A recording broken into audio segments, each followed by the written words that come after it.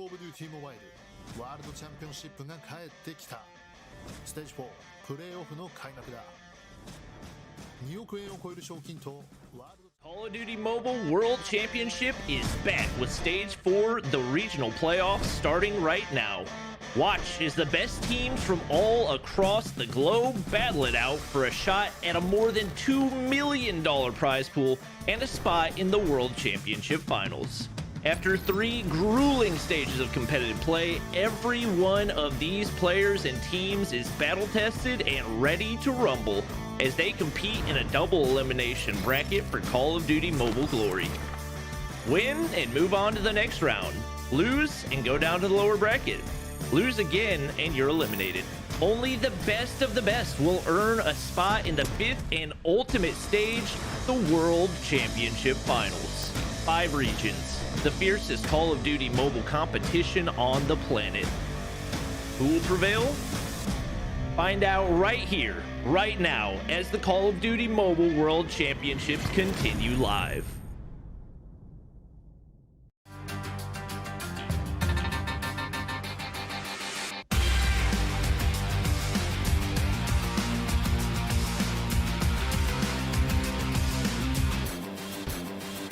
Able to get both!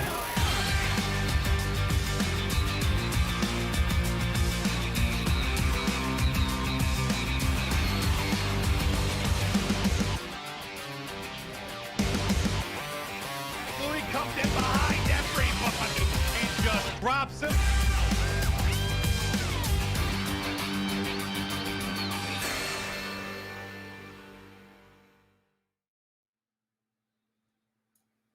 Hello and welcome back to the Call of Duty Mobile World Championships in 2021 with the Japanese Regional Finals, Day 2, the final day of action with our cumulative and top 4 squads from the region. My whole ship with me, as was yesterday, is Proper Cast. And well, my man, I will tell you, we were in for some really interesting storylines from yesterday. Of course, we'll crack into the kind of overarching spark notes of all of those here in a moment. But first and foremost, how you doing this morning? Twilight hours are hitting hard right now. Yeah, I mean, you say morning, the way that my body and the sleep schedule has been working, it almost feels like a nice afternoon, like until like 2 p.m. is about where my body is. It's a good thing I had dark curtains across my windows and I see the moon out there. I'd probably freak out, but I'm good, man. I mean, like you said, we had a great first day as far as what this regional finals has to offer. Only 4 more teams remaining, man. It's only going to get spicier. It's going to get absolutely unreal, especially considering the fact that these 4 teams were our top 4 teams from the qualifier about a month ago. But of course, we need to take a look as far as what exactly our broadcast will look like on the day. Well, we started things off with the lower semifinals. Essentially, if you want to think about it this way, the 4th place matchup.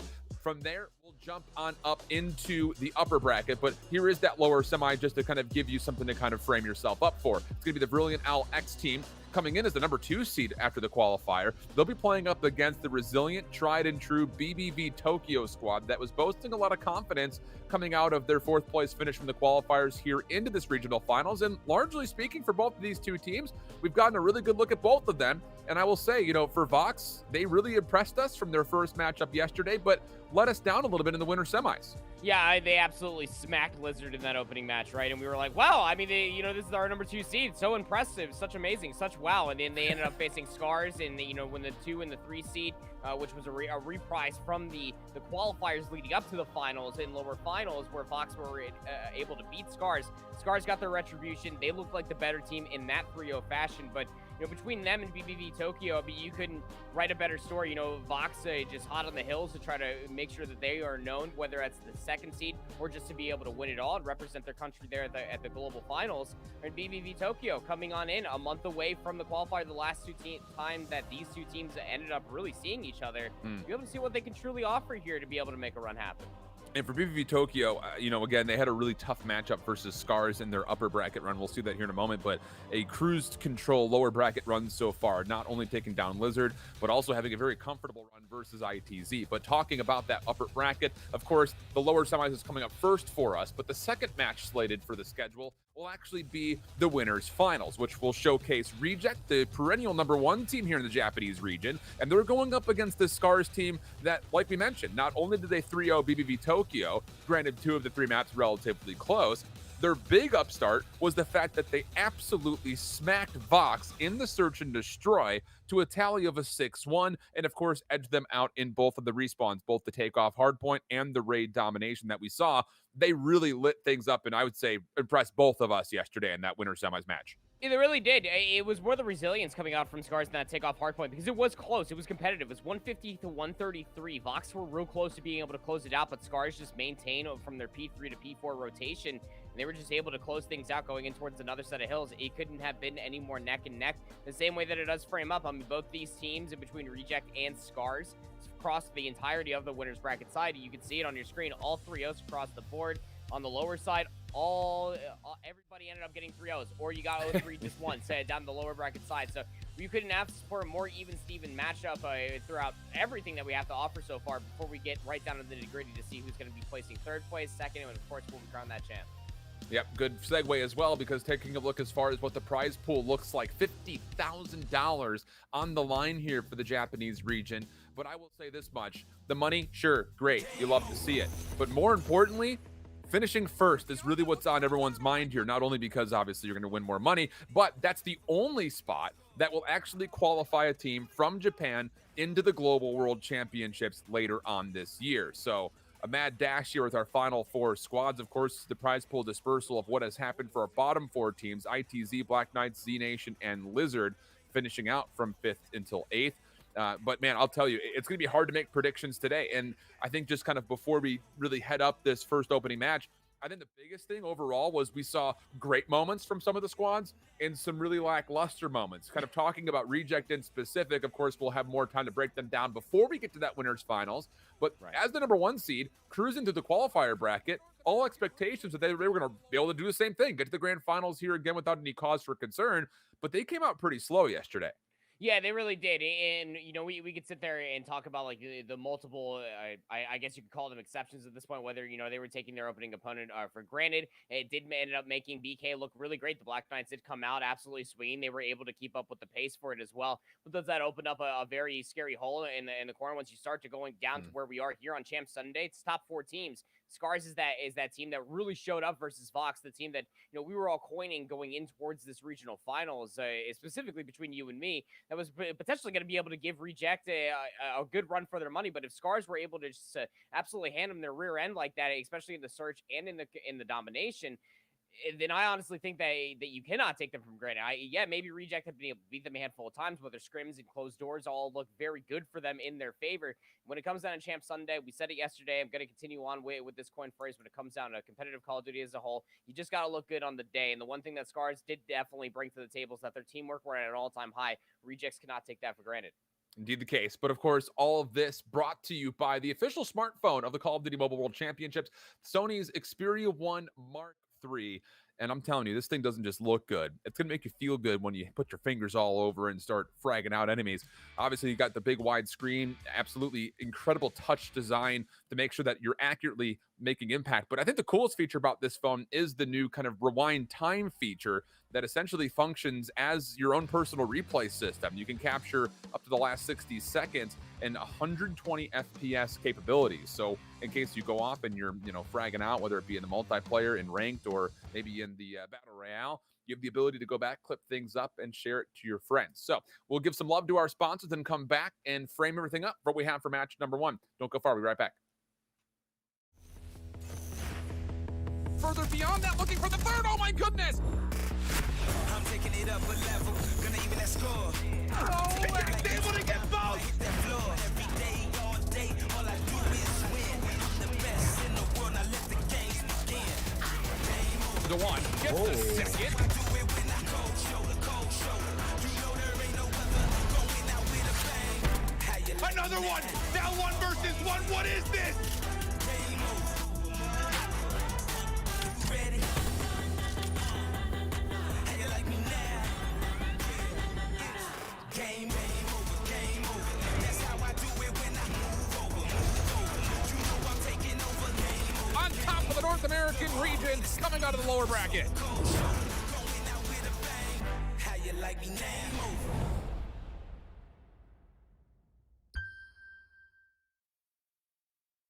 Game over. Oh my goodness! COD Mobile World Championship, the highest stakes of any stage so far. Let's go! It's the show!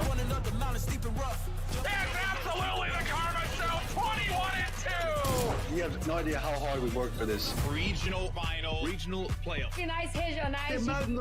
I promise you that we are going to create that favorite moment in the 2021 champs. Ótima jogada dele, todo mundo agrupado, todo mundo agrupado. E agora He's running out of time. He hits it! Amazing! Gets another one! What just happened? Are you ready for the show? Now we caught up in the flow. Oh, what a play!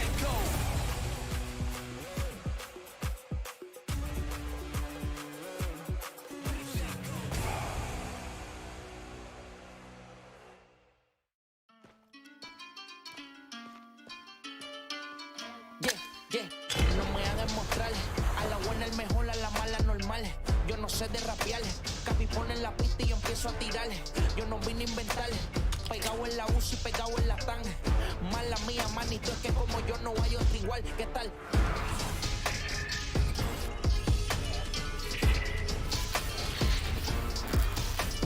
El tiempo te lo estoy cambiando, 50 formas de seguir facturando. El género cambia, balato y lo parto. Tranquilo que este flow yo te lo reparto. Que alto, que de plata pilla basto. Prende la mano, celebrando que estamos ganando. La vida es un, si no me entiendes, googlea lo que estoy tirando. Que para que tú no me sigas envidiando. Alto.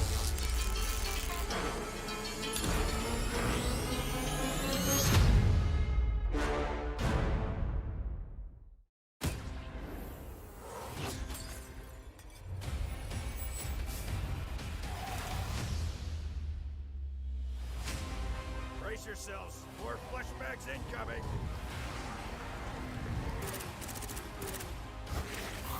Let them come.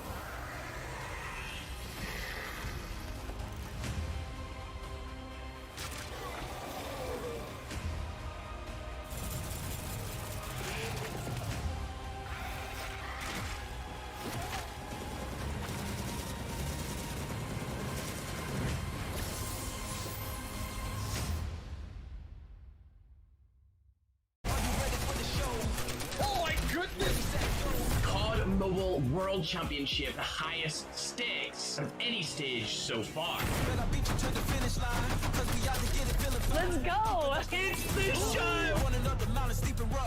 That's absolutely the Karma Show, 21-2! You have no idea how hard we worked for this. Regional final, regional playoff. Finais regionais. I promise you that we are going to create that favorite moment in the 2021 champs. Ótima jogada dele, todo mundo agrupado, todo mundo agrupado. E agora He's running out of time. He hits it! Amazing! Gets another one! What just happened? Are you ready for the show? Now we caught up in the flow. Oh, what a play! Go.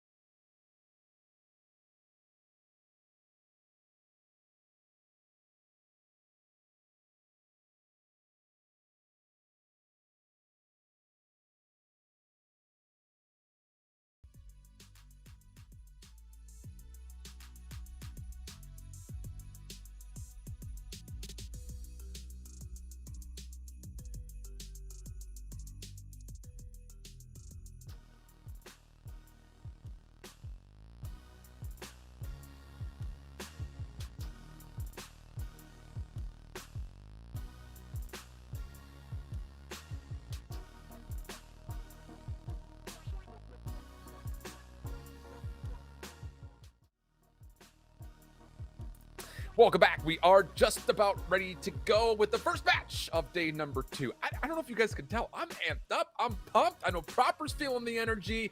So let's go ahead and break down what we have here for our lower semifinals. Again, BBV Tokyo going up against Brilliant Owl X. I think by all intents and purposes, you would assume that favor should be there for Vox. But again, we continue to talk about the fact that this Vox team really did struggle versus Scars yesterday. So there definitely is a door potentially open for BBV Tokyo to maybe take an early advantage here in the takeoff hardpoint. And it was in that matchup versus Scars that Vox were able to showcase to us one thing in particular, is that when it comes down to overall teamwork, with one player just going absolutely massive, that was what it was opening the floodgates for Brilliant Owl X on a lot of these hard points, and especially in that domination. We'll have to see if that comes through in BBV Tokyo. Really just has what it takes to be able to be that team, to step up to really just bring it to Brilliant Owl X. I mean, it would be an upset to a certain degree. Both teams are essentially just even when it comes down to this map mode combo across the weekend so far, Shift. But again, that big loss, you gotta think it's just looming over the heads of Brilliant Owl X. 130 to 150 just happening yesterday. RPD in hand. First time we've seen this so far in the region. We've seen a number of Holger plays come out, but largely the Japanese region have been banking on these MX-9s. It's almost commonplace to see all 10 players in the lobby with something of the nature. A couple of ARs have snuck into the conversation, a couple of Holgers, but this is the first time we've seen that RPD come in. It does look like BBV is using this kind of as a lockdown sentry turret in a way, just kind of holding up the high ground and just spamming down in towards this fountain area, but doesn't seem to be too much of a problem for Vox. They get the majority of time, at least that has been accrued here in the second hardpoint, and beyond that, of course, you don't have to necessarily worry about this RPD on rotation because the next hardpoint's at your back. Yeah, and it was literally just that, right? I mean, you could just see the resilience coming through for Brilliant Owl X, that once you ended up just recognizing, okay, we're meeting them at the 50-yard line, let's just go ahead and hold the line because we do not recognize that win condition spot, and then we can turn P2 into Money Hill. It's just about recognizing where the rest of these players are coming from, and it's just going to be narrow choke points. High ground positioning is going to be a virtue, but BBV Tokyo, you got to think you just cannot hold on to it for too long. Cass is able to find 2. Unlucky to be able to clean up the third as well. A great opening 20 seconds of this hill. Stuns are still coming through, though. No trophies have been at least generated as of yet. BBV finding a couple of kills on their way in. They will find a way to try to isolate the last member left, and there it is. Clean break from the front. Spawns are still going to be favorable for Vox as they try to recontest with plenty of time on the clock to do just that, but actually they do take a little bit of a longer route to fully envelop the site, and that would pan out very nicely for them. The shorty, appropriate that the skin that was being used was the last resort, because that was indeed the case for BBV to try to lock down that time. It would not be successful, and with the retake coming out, Vox are now enjoying just about a 50-point lead. Going to be feeling that swing over top of your heads if you start seeing them sequence 3 and hold on to it. And the rotation isn't exactly right there. The initial time surely will be for Brilliant Owl X, but the streak's starting to be called in. This is going to continuously keep all BBV just trapped in a lot of these narrow choke points, you would think, but they're battling their way out of this, starting to find some trades, starting to work their way into the backside. That should give them the spawns if they can just hunker down and win the gunfights inside of the hardpoint itself. Shift. They're able to start to find themselves some numbers and might just be able to get them a breath of fresh air that they need in this first set. Here we go. Predator Missile was able to clear out the outside. Now the Death Machine using this as an opportunity to try to clear things up interior towards this third hardpoint. BBV still existing on the hardpoint. Not bad overall, but a great read here from Vox, dealing with some of the spawners that are immediately behind this Death Machine. And that will mean a couple of kills will come through. And once again, establishing themselves on the hill is Vox. But BBV still spawning relatively close. They need a clean break here. And they still have to work through Death Machines and sentry turrets. Not a great situation to be finding yourself in, down 50 points still, and of course needing to rotate through the top side of the map. A lot of work to be done here for BBV in the final 8 seconds of this hill, and of course in the dead time as we start to rotate. I love that call for Brilliant Owl X. You start seeing some streaks being called out for BBV Tokyo because you know that they need to turn this hill into some change, but Brilliant Owl X, they say, okay, you want to dive into your deep pockets? We've been saving these bad boys towards the tail end of 2. We'll go ahead and just thwart any sort of setup that you have and just keep this pressure onward. Into 4 we go. As far as the numbers are concerned, trying to spread their way over towards the west side of the map is BBV Tokyo, just trying to isolate a lot of these players from Brilliant Owl X. The Predator Missile will be called in, and it will just be all lighting up Vox in the kill feed. Yeah, it's just not great news, and this is kind of the downfall when you play up against a team like Vox. We said the same thing about Reject.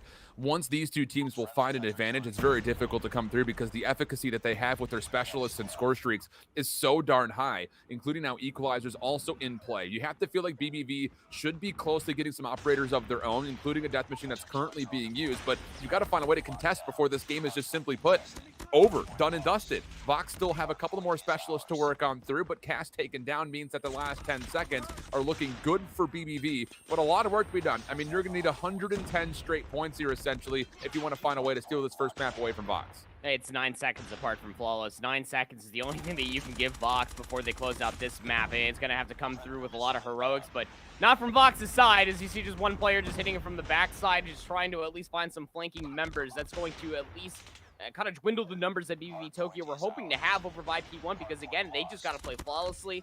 48 seconds to play over across P1. The kill's still coming through for Vox. They're looking to set it up and send this to the search. Well, there's an opportunity still to contest maybe a bit of this, but again, it's just hard to figure that you're going to have 102 straight seconds if you're BBV Tokyo. So leader's advantage, very much so. What's in play here for Vox? 1 second is what's required, but it is just one more member left alive. He does feel like he wants to challenge, and that was a bit ill-advised considering that there are 4 BBV Tokyo members just kind of watching him come through. Sentry turret is down, trying to see if they maybe could be enough to hopefully hold off the next hit from Vox, but here come the numbers. They get the kills, maybe even arguably too easily, and it'll be a 150 to 64. No slow start here for Vox. Yeah, and not a slow start by any stretch of the imagination. Just out of the gates like a bat out of hell. They hit all the way through P1. They won almost every single gunfight until it was that late break that happened towards P2. But it was losing the gunfight at the right time for Brilliant LX, because a lot of players were able to then work their way through the middle of the map. Yeah, they didn't immediately get the setup that they wanted for P3, but once BBV Tokyo thought that they had the setup that they were hoping to at least turn P3 into a stronghold, Brilliant LX just almost executed like a 007 mission, and they just completely just pinched it from all sides, and that was the go point for BBV Tokyo. If they turned P3 in the first set of rotations into a money hill, then we were talking a very close hardpoint. But the fact that Brilliant LX were just that relentless and always just striking any setup that BBV Tokyo were hoping to have, middle of the map, rotation, inside the hill, I just have no further words for it. Yeah, it's hard to say, and I may be a bit naive here to the COD Mobile scene, but we see these overwhelming scorelines so darn often. And I know for a number of other tournaments that are out there, they do play to 250, and that little bit of extra space is maybe even required, because you find yourself down even 60 points through the first 2 hills. That starts to snowball just due to the fact that specialists and score streaks are so darn good in this game. And not being able to earn your own means that you essentially have to find ways to isolate or use good utility to make sure that death machines and things of that nature don't find efficacy in your opponent. And for BBV, honestly speaking, from 3 to 4, they played both hardpoints pretty darn well. It just simply came down to the fact that Vox just did a better job of when they were hitting different specialists. The timing and the staggering of the death machines was near flawless. Yeah, and we were talking about a wall P3 where it was about halfway done before we started talking about the rotation during that hardpoint itself, right? I mean, when you saw the Predator missile being called in for BBV Tokyo, Brilliant LX said, that's fine, we got 2 of our own. The second that BBV Tokyo were inside any sort of hardpoint, they said, okay, we got 2 death machines. Brilliant LX said, hold my apple juice, we got 3. And it's just one of those things, again, because of the resource, not just necessarily management, but just the fact that they just didn't need it and were basically baiting it out because they knew that BBV Tokyo had to dip in there to bring themselves back inside the match. But once you just overwhelm them, that one extra streak that just finds a little bit more value, Brilliant LX just across all the cards were able to snowball that map. So there it is, map number 1, done and dusted for Vox. It is a map that they've played a handful of times and have looked pretty darn good on it, save just the instance that they played Scars on that map yesterday. They smoked BK on that map, and well, we'll see if that will continue to be the case if they do exist further beyond this lower semifinal. But before we get too ahead of ourselves, into the search and destroy for map number 2 on Crossfire. And we'll say this much. We did have a chance to watch BBV have at least some moments against Scars. And I will say defensively, BBV missed out on a couple of cues. There were a couple of different 2v4s that they were the team with 4 and still found ways to lose. So that's going to have to be more polished here if you want to have a chance to get back to all square in the map count. Good timing here for BBV, able to take a small numbers advantage for a moment, but the immediate trades come through, and it's Vox who find themselves in a 4-on-3. And they're just locked inside of this double stack position. Contact with enemy. On the opposite side of the street, though, I mean, you can see BBV Tokyo, you're okay with this because you know they have to make the move. They're going to retrieve the bomb at least. You got one flanking player for Vox. That's going to be Unlucky, trying to make that play happen. This is what BBV Tokyo, I mean, this is what they struggled with. Unlucky reads it, does find the first, but its immediate trades as the bomb go down. Yeah, much better here for BBV, at least so far.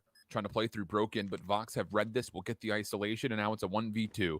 The sniper, last one left alive. We've seen some incredible stuff from BBV scopes, but this would probably top all the moments we've seen thus far if you can find a way to 1v2 this, especially considering the fact that, oh, actually, the clutch up position, top side in the back, very well may not be seen, but I say that and I get proven otherwise. The holder coming in, just spamming through the dumpster, that will be enough for the elimination, and for Vox, they win the first attack.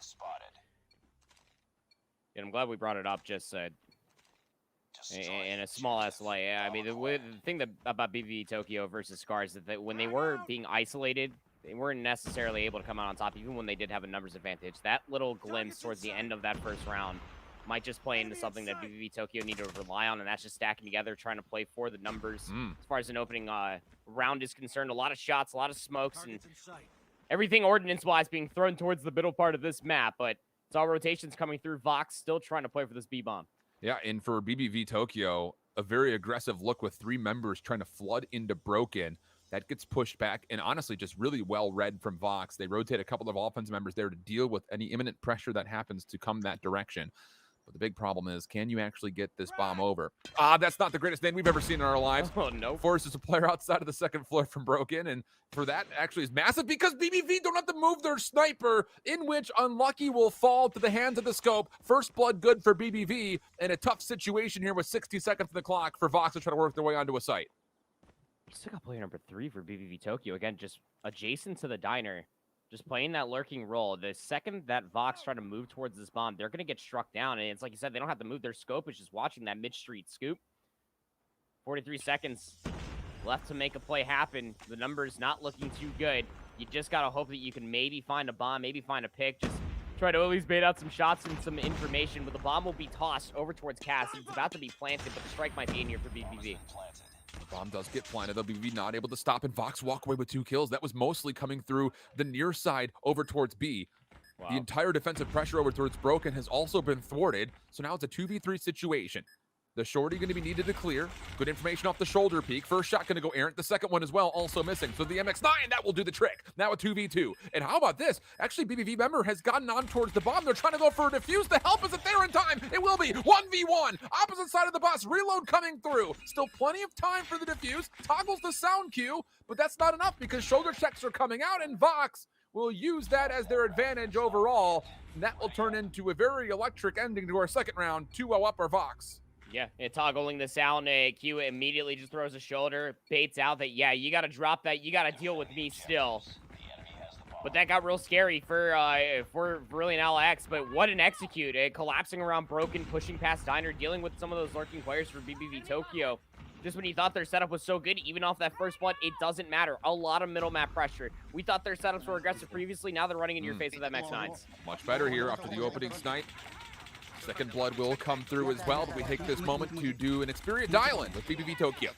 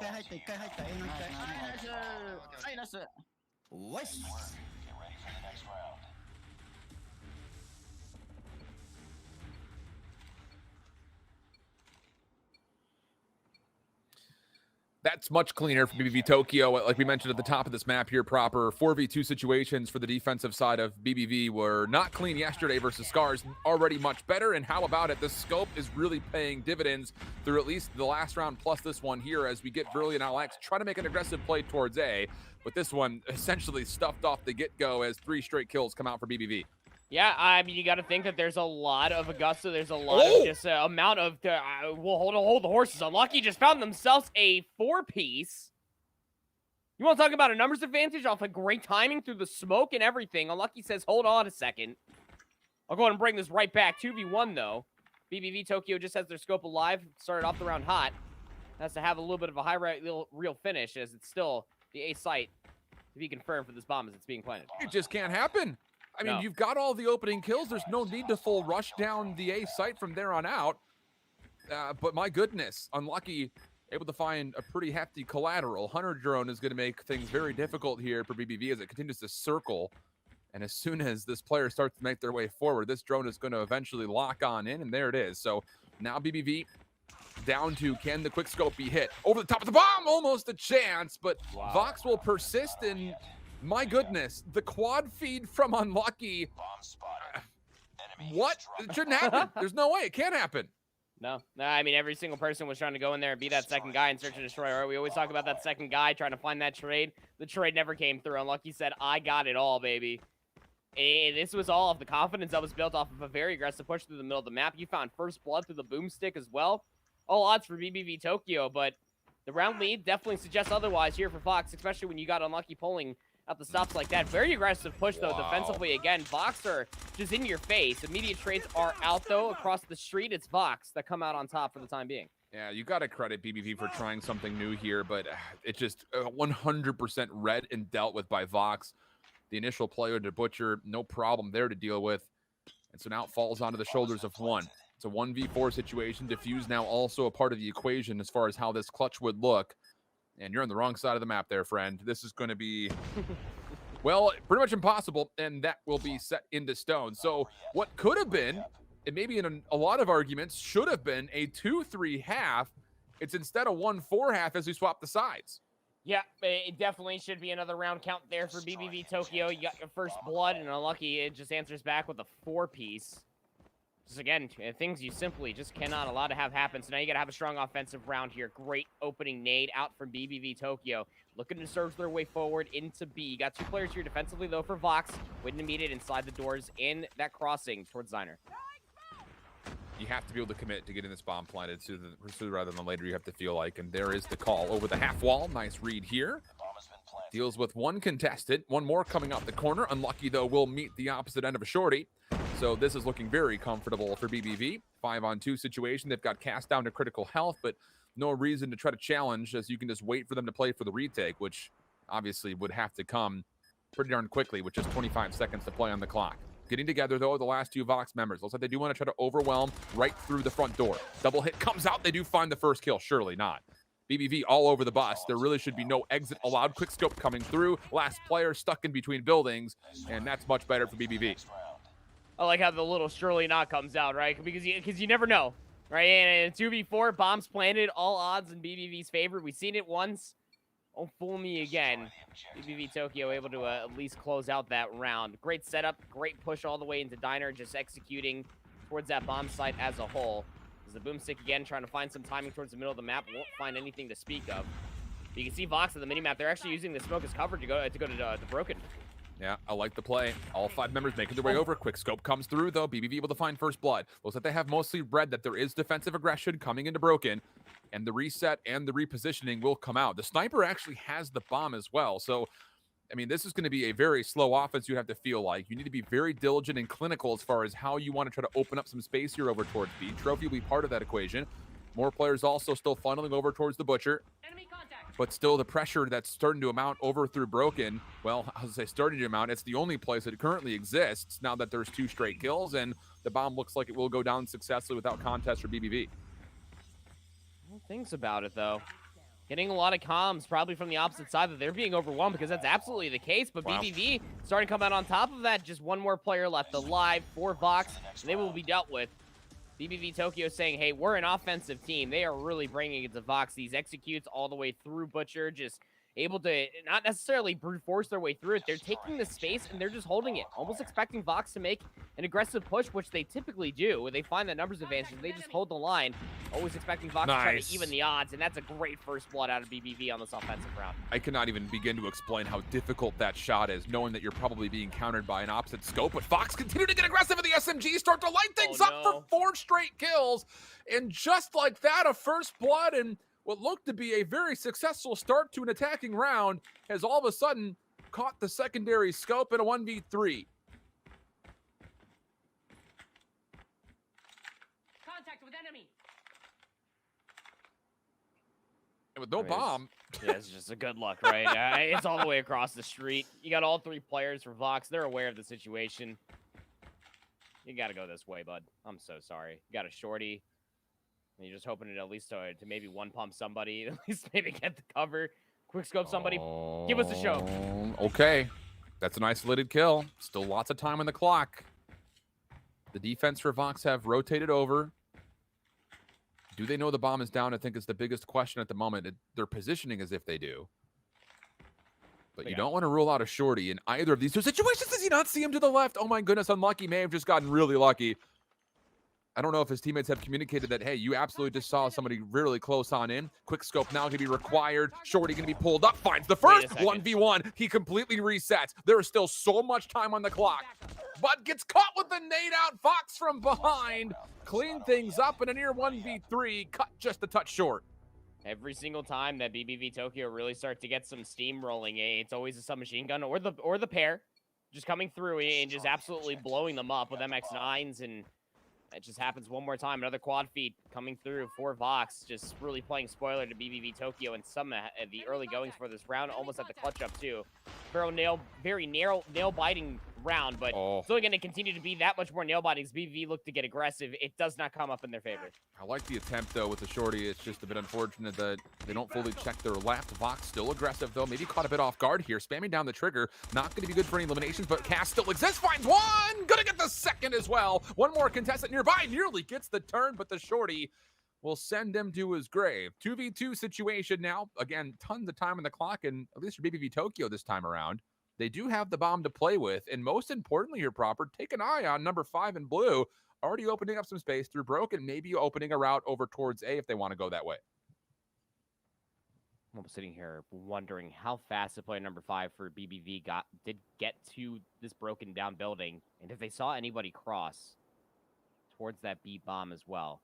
Maybe that's why we're seeing the bomb carrier just play rather coy towards spawn. You have ample time to still make a play happen. Vox, they're essentially playing for the retake if this does go down over at A, but they'll be aware of it. I mean, there's a lot of windows, there's a lot of nooks and crannies where you can see this cross happening, and that frag grenade being thrown should more than less guarantee that, yes, they are camping inside this area as BBV Tokyo look to move their way in.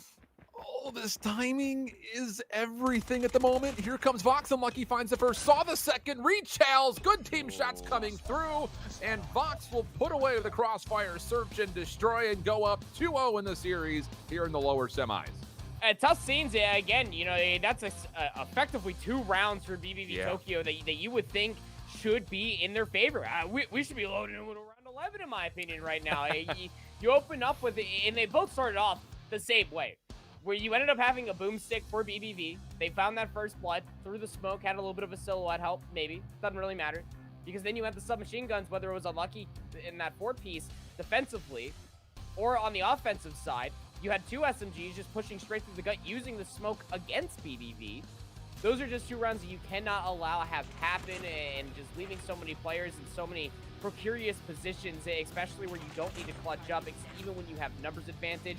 Vox can get aggressive. They look a lot more classy as far as in the chaos, you would think. And again, you just cannot allow Unlucky to do things like that. I'm not going to lie, though. I thought it was more of a lineup situation. No, he finessed pretty nicely over towards the A-bomb staircase.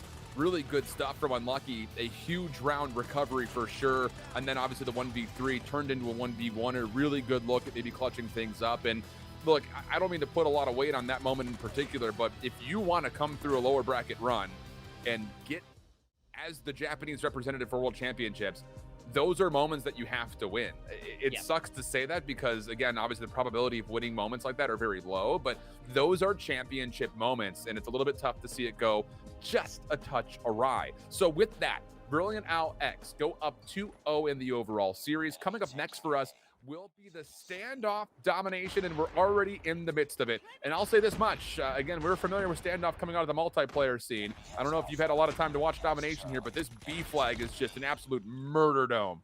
Yeah, it can be a blunder real fast, right? When you're looking at it through courtyard or through the adjacent building, or even in Delhi, you have so many different POVs to look at that B flag. You just need a convincing kill feed, and will Vox are going to be able to find it?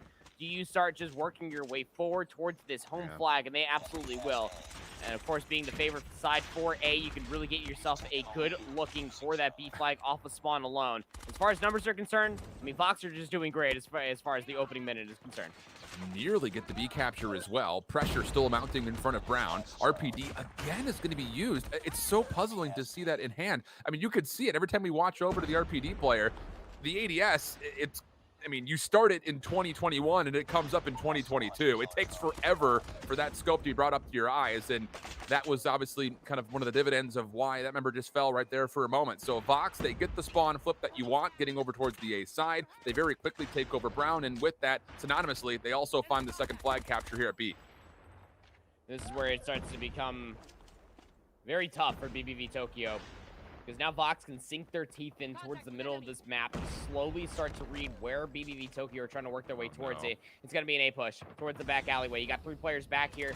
It's not like Vox are not necessarily unequipped to deal with this as it's cast up top. He's able to find 2. That shuts that push down immediately. Yeah, I need to get more trades than that if you're BBV Tokyo. I mean, the kill feed is just way too heavily in favor of Vox, really from the get-go up until the moment, and even beyond that. This is one of those things that we saw a number of times yesterday from Scars when they were really zoning out some of the spawns from their opponents. This is what it started to look like. I mean, you've got 1 player sitting over by Tractor by the A bomb site. You've got 2 more inside of Brown. You still have an AR, I think, was watching over the top. I mean, it's just, what do you do here? A triple cap could be in the cards, but you don't need it when you can just put on a spawn trap and just keep soaking up this 2 flag cap.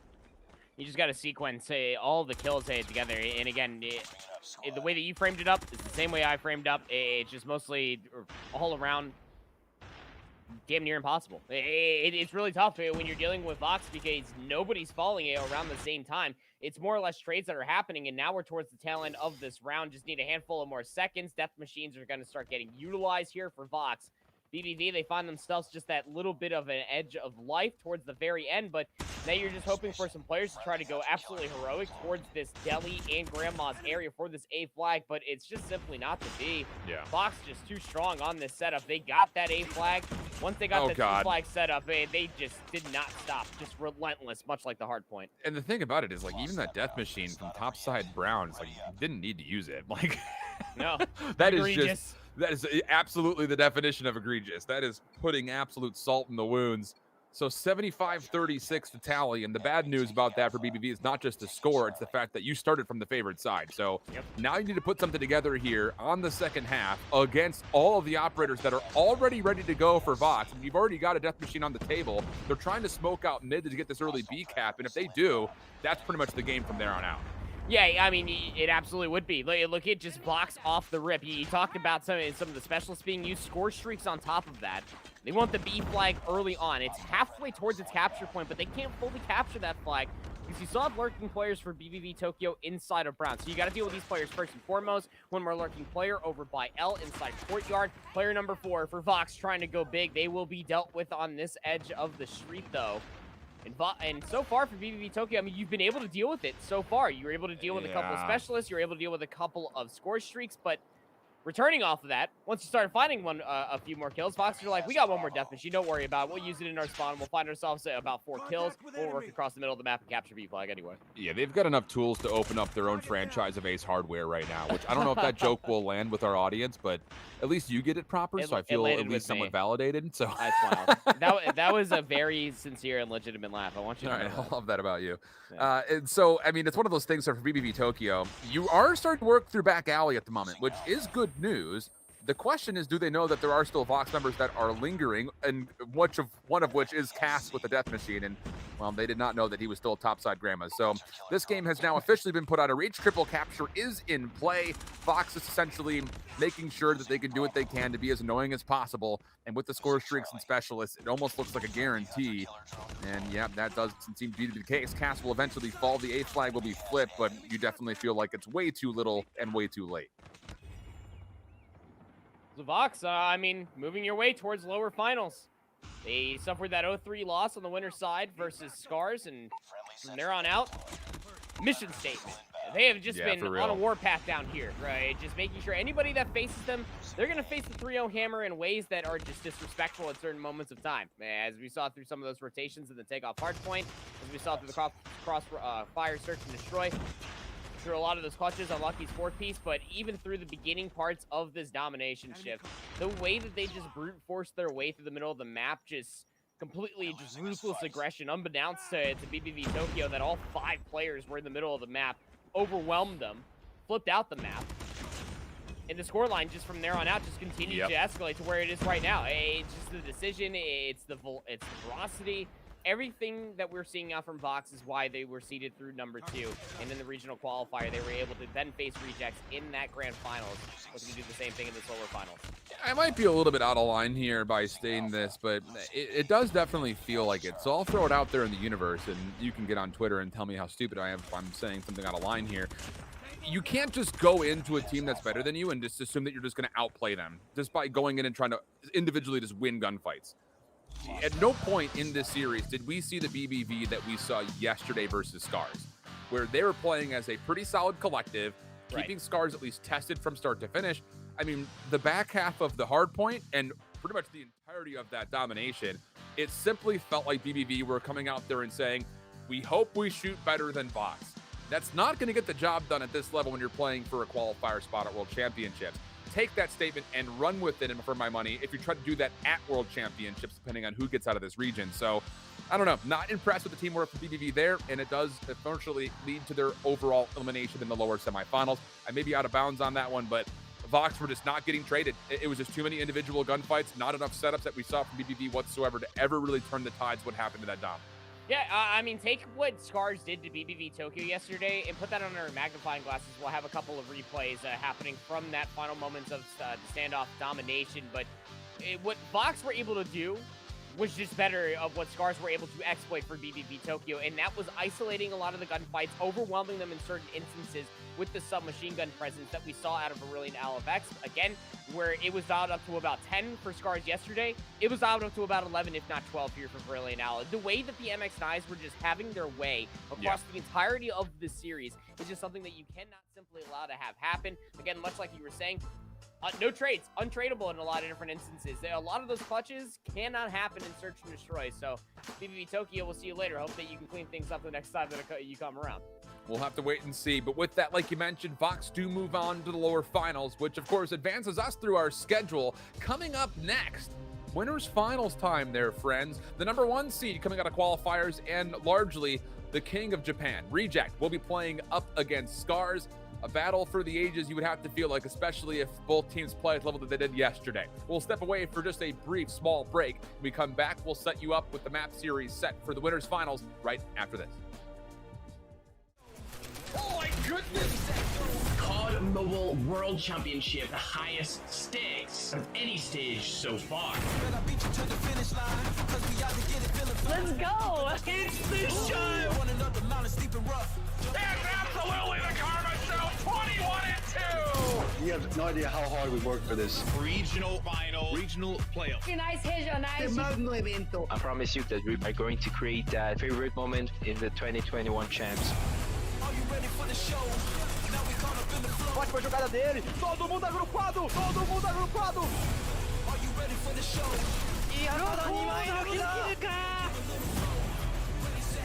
He's running out of time. He hits it. Amazing! Gets another one! What just happened?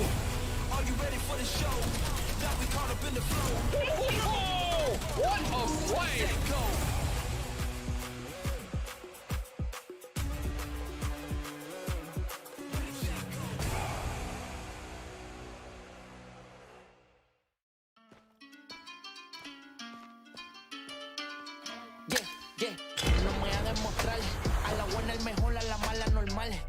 sé de rapear. Capi pone en la pista y yo empiezo a tirar. Yo no vine a inventar. Pegado en la UCI, pegado en la TAN. Mala mía, manito, es que como yo no hay otro igual. ¿Qué tal?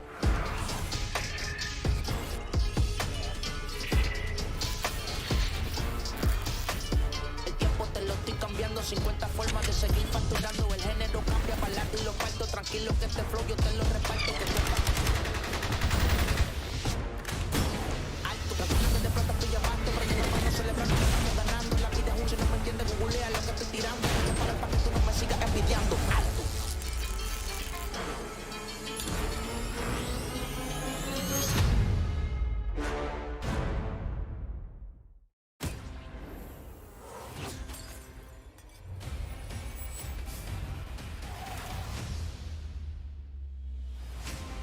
Brace yourselves. More flashbacks incoming.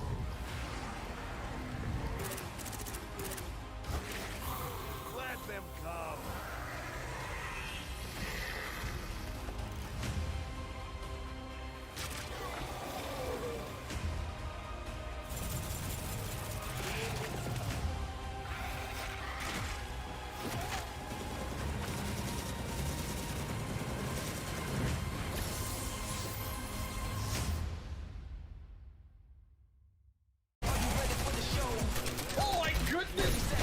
COD Mobile World Championship, the highest stakes of any stage so far.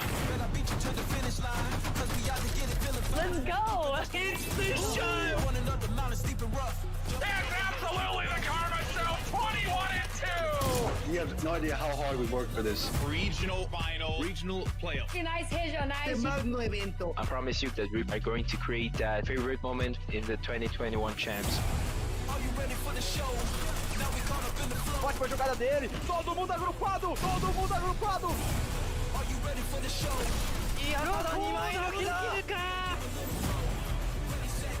He's running out of time. He hits it. Amazing. Gets another one. What just happened? Are you ready for the show? Now we caught up in the flow. Oh, what a play!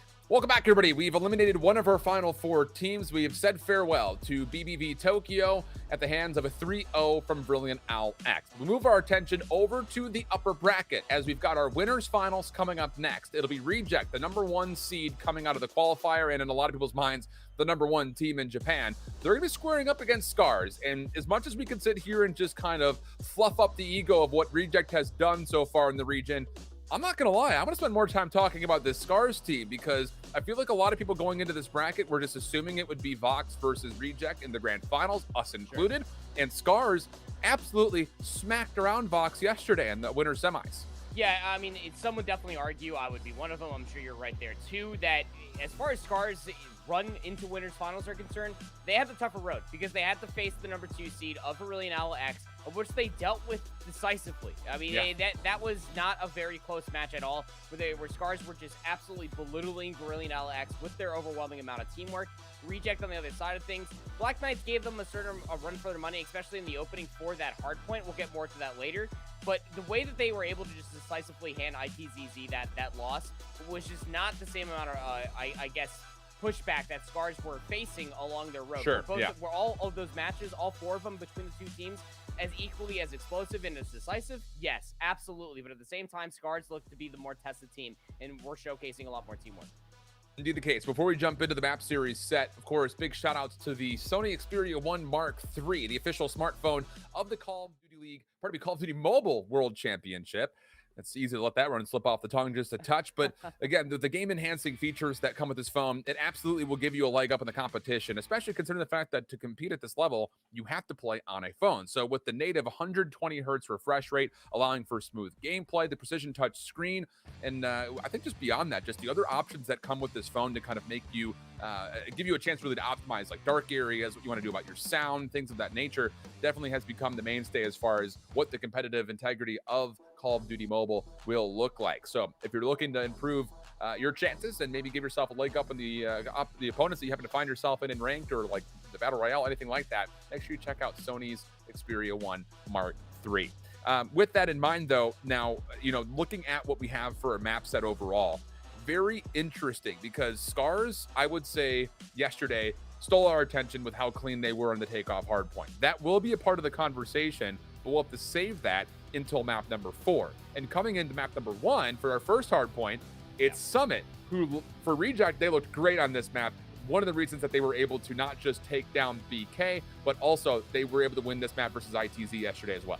Yeah, and it was that map for ITZ that was fully sold for me, that what we saw at the tail end for that first set of hills for Reject is that when they are recognizing and opening through the middle of the map to sequence a few of these hills together on Summit, they are going to do so in a very not so nice way, and that's going to come by way of like 2 pieces, 3 pieces.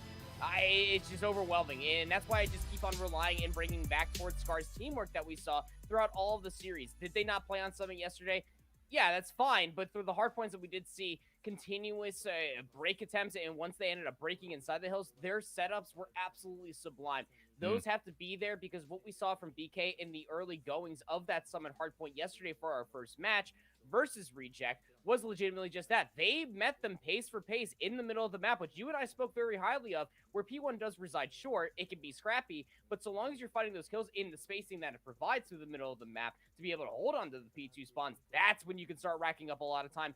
BK was able to exploit that versus Rejects. I look towards Scars to do the same.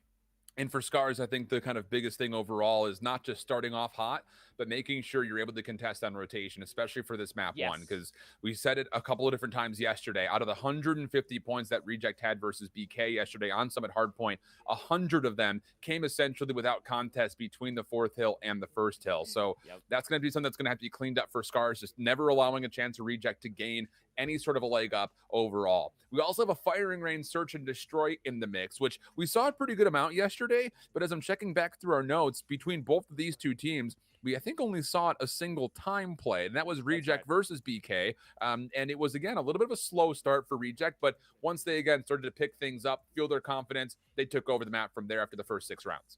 Yeah, I like this this map pick overall.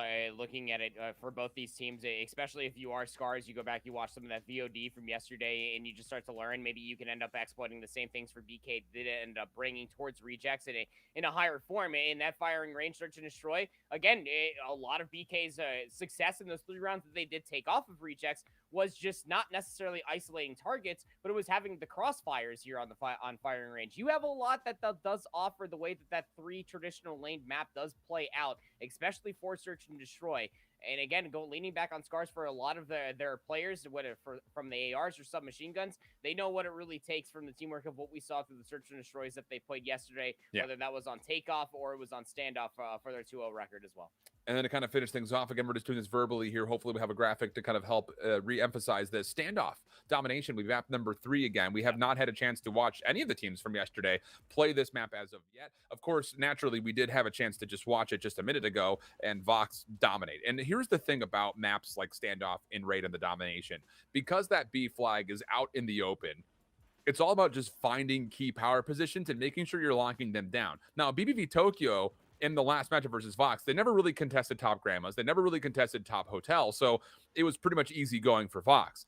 One of the big keys, though, talking about this matchup in particular, is the teamwork that we saw from Scars yesterday, particularly against Vox in the winter semifinals. That's what's going to have to be persistent here if Scars want to have a chance to beat Reject. I think that domination very well could tell the tale of how this series fares. I think that's that's a fair point. I mean, even say that one team does take those opening 2 maps, that the opposite team does end up taking that domination. That'll be a huge mood swing for the series overall towards the players' heads and mindset across the entirety for winners finals. Just because, again, it will end up pandering towards, again, that one word that you're probably listening to both Alan and I talk about continuously, and it is teamwork, right? Because, I mean, now you're in the upper echelon. The top 3 teams that are remaining are the top 3 seeds that enter this tournament from the qualifier, right? And this is kind of replaying it in a very familiar way that we saw from said qualifier, except in the opposite. You play Scars in the lower bracket instead of Aurelian Alex, and it's almost the same exact situation that where you almost can't rely on your simple mechanical skill. One player just can't simply go off because the better part of these top 3 teams are just going to punish that solo player. And again, that's why we just keep on bringing up teamwork so much. We haven't really seen much of that from Rejects besides maybe just in a few small moments back into the Summit Hardpoint in their winners quarterfinal match yesterday versus BK. But you know, apart from that, that's what we're mostly looking forward to, is just some solid teamwork, looking to how they utilize their resources to be able to not only sway their way in any one of these maps, but overall for the series, punch their ticket to Grands. And I would say, just to kind of take all of what we have just said in the last 2 minutes and formulate it into one key, what to watch out for. Keep an eye on the Scars SMG line up front, particularly talking about players like Laphius, Ryu, and Fantasian, as they were unbelievable yesterday. On the opposite front, McQueen, Hamster, they looked really good. They woke up late, not literally, but after the match versus BK, they really kind of came back to where you would normally see them. Ku is also a part of that equation. So those 6 players, I would say in particular, are definitely the X factor for what happens here in this matchup. We get through with the opening, and how about the start from Scars? They were able to find 18 seconds immediately off the break. A good start for them here. It's all just about meeting the pace. The same could be said for either of these 2 teams. Just Rejects got to hit it just a little bit more, starting off on the unfavored side of the map. Unfortunate to say, they lose the opening gunfight and what's soon to follow as well. You can see Scars still finding a fair bit amount of kills, and you got players just zoning all of the entrance for Rejects. One player does slip the net. It's going to be Carly, and they're just going to try to at least make their presence felt in this power position, but it's going to be immediately snuffed out and pinched from all sides. What a damn near fall. I mean, it's 6 seconds just from being a flawless opening for Scars, holding on toward the rotation as well. Beautiful stuff so far, but Reject do have the high ground as we look to rotate over towards the second hill. Big moment coming through here on the main doors, getting over towards the second floor. There will be 1 kill, but again, traded away. Scars now making a play to get up top, and how does Mick win that one? Oh, he's got no business finding the dub, but now all of a sudden, all of the red arrows start to flood. Still a couple of members still persisting onto the hard point itself with a sentry turret already earned from Ryu. Scars all over the break here on P2, and with that, they go up big early. It's massive. For Scars, just to continuously flood all of their numbers, just with the backup for the early resources that had already been earned as well.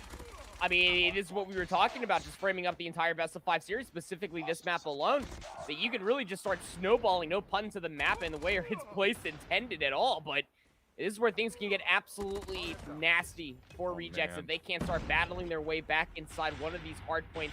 Hell, even through the middle of the map, once we start focusing on rotation, you already see where a lot of those red circles are on the mini-map. Scars are looking towards the future, say, yeah, we can go ahead and take a few of these deaths, but the way that Rejects start to hit it are actually going to force a couple of split spawns, but you still got streaks to worry about. That's the big thing. The streaks can essentially be used as almost a player in a way where you can at least throw some consideration towards this rotation, but as the hard point opens up, it is Reject holding on to the favorable spawns, trying to break from the front or Scars. Great stuns coming through, and with the death machine, there will be an opening to try to contest this from the front. Counter stuns and nades coming out, but Lafia's able to be a part of the mix, and now it's just down to Hamster, who can do absolutely nothing. Scars looking absolutely flawless as they break through on their first attempt. 40 seconds to play, and number 5 in red will spawn in. The spawn flip now a part of the equation, and Scars looking good to get to 100 points first. Oh, and that was Reject's best bet. You only have one death from the Predator missile. You were able to send all of your members to be able to flip out the spawn, but Scars to the front, they just flip it right back on its head, and now they have the spawns. They can play from the back. They're going to be over 100 points first. The 70-point lead is just looming over the heads for Rejects, going in towards the next hill, rather. And honestly speaking, I feel like I'm just saying this to myself every single time that Rejects are starting to look like a setup. This has to be the setup that they need. If it doesn't happen on this upcoming hill shift, I mean, this hard point's over. Do they have any streaks to maybe move around the anchor in the back here for Reject? That's the first question. Hunter Killer Drone comes out, finds one. Mick also able to get involved with a death machine. It's going to open up a little bit of space. Look at the flood coming from the back platform. They're able to get into the back, try to flip the spawns around, but a great hold there from Reject. They're able to keep the spawns, and more importantly, there was never any contest on the hill itself. But Nick's still with this death machine, trying to lay down fire in towards the spawn of Reject. Now turning the attention back over towards the hill itself. Not a lot of shots remaining, and the slide shell that comes through, not going to be successful. So once again, a break from the front, and in the same breath, it is Reject starting to spawn out with still 25 seconds on the hill. Well, there's not enough time to close it out here, so I guess a little breath of fresh air, but Rejects still work their way in. Gonna go ahead and put down a sentry turret as well. That should solidify this time. You would hope for Reject, if you're a fan of this team, you're hoping that sentry turret means everything.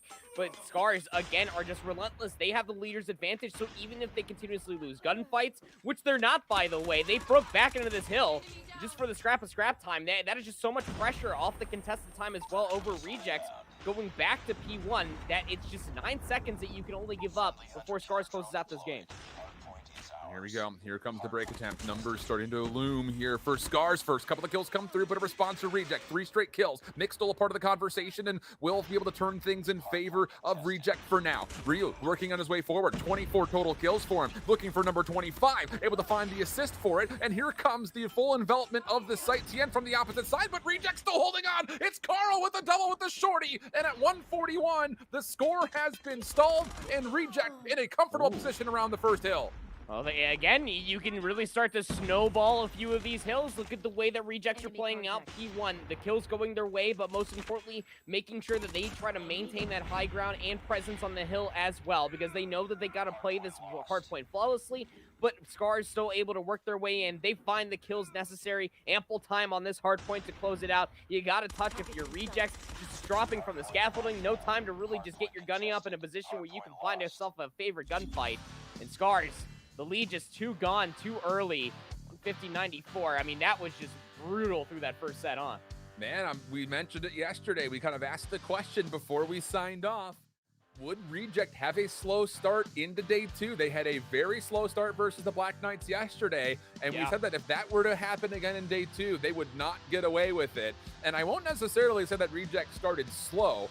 It really did just felt like Scars started hot. Like, they came out red hot, on fire, moving quickly. In the first 18 seconds of the hard point were the first 18 seconds accrued by Scars. They won the opening gunfights as cleanly as you could ever want, and that is a huge map number 1 for Scars, assuming that it was Reject's map pick overall.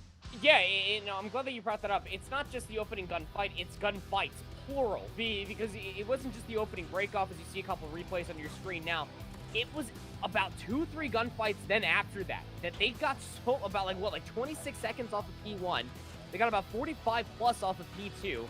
And then they also held the rotation over towards 3 as well. They really made Rejects fight for that comeback that they even showcased from 4 going in towards the second set of Hills, going in towards 1.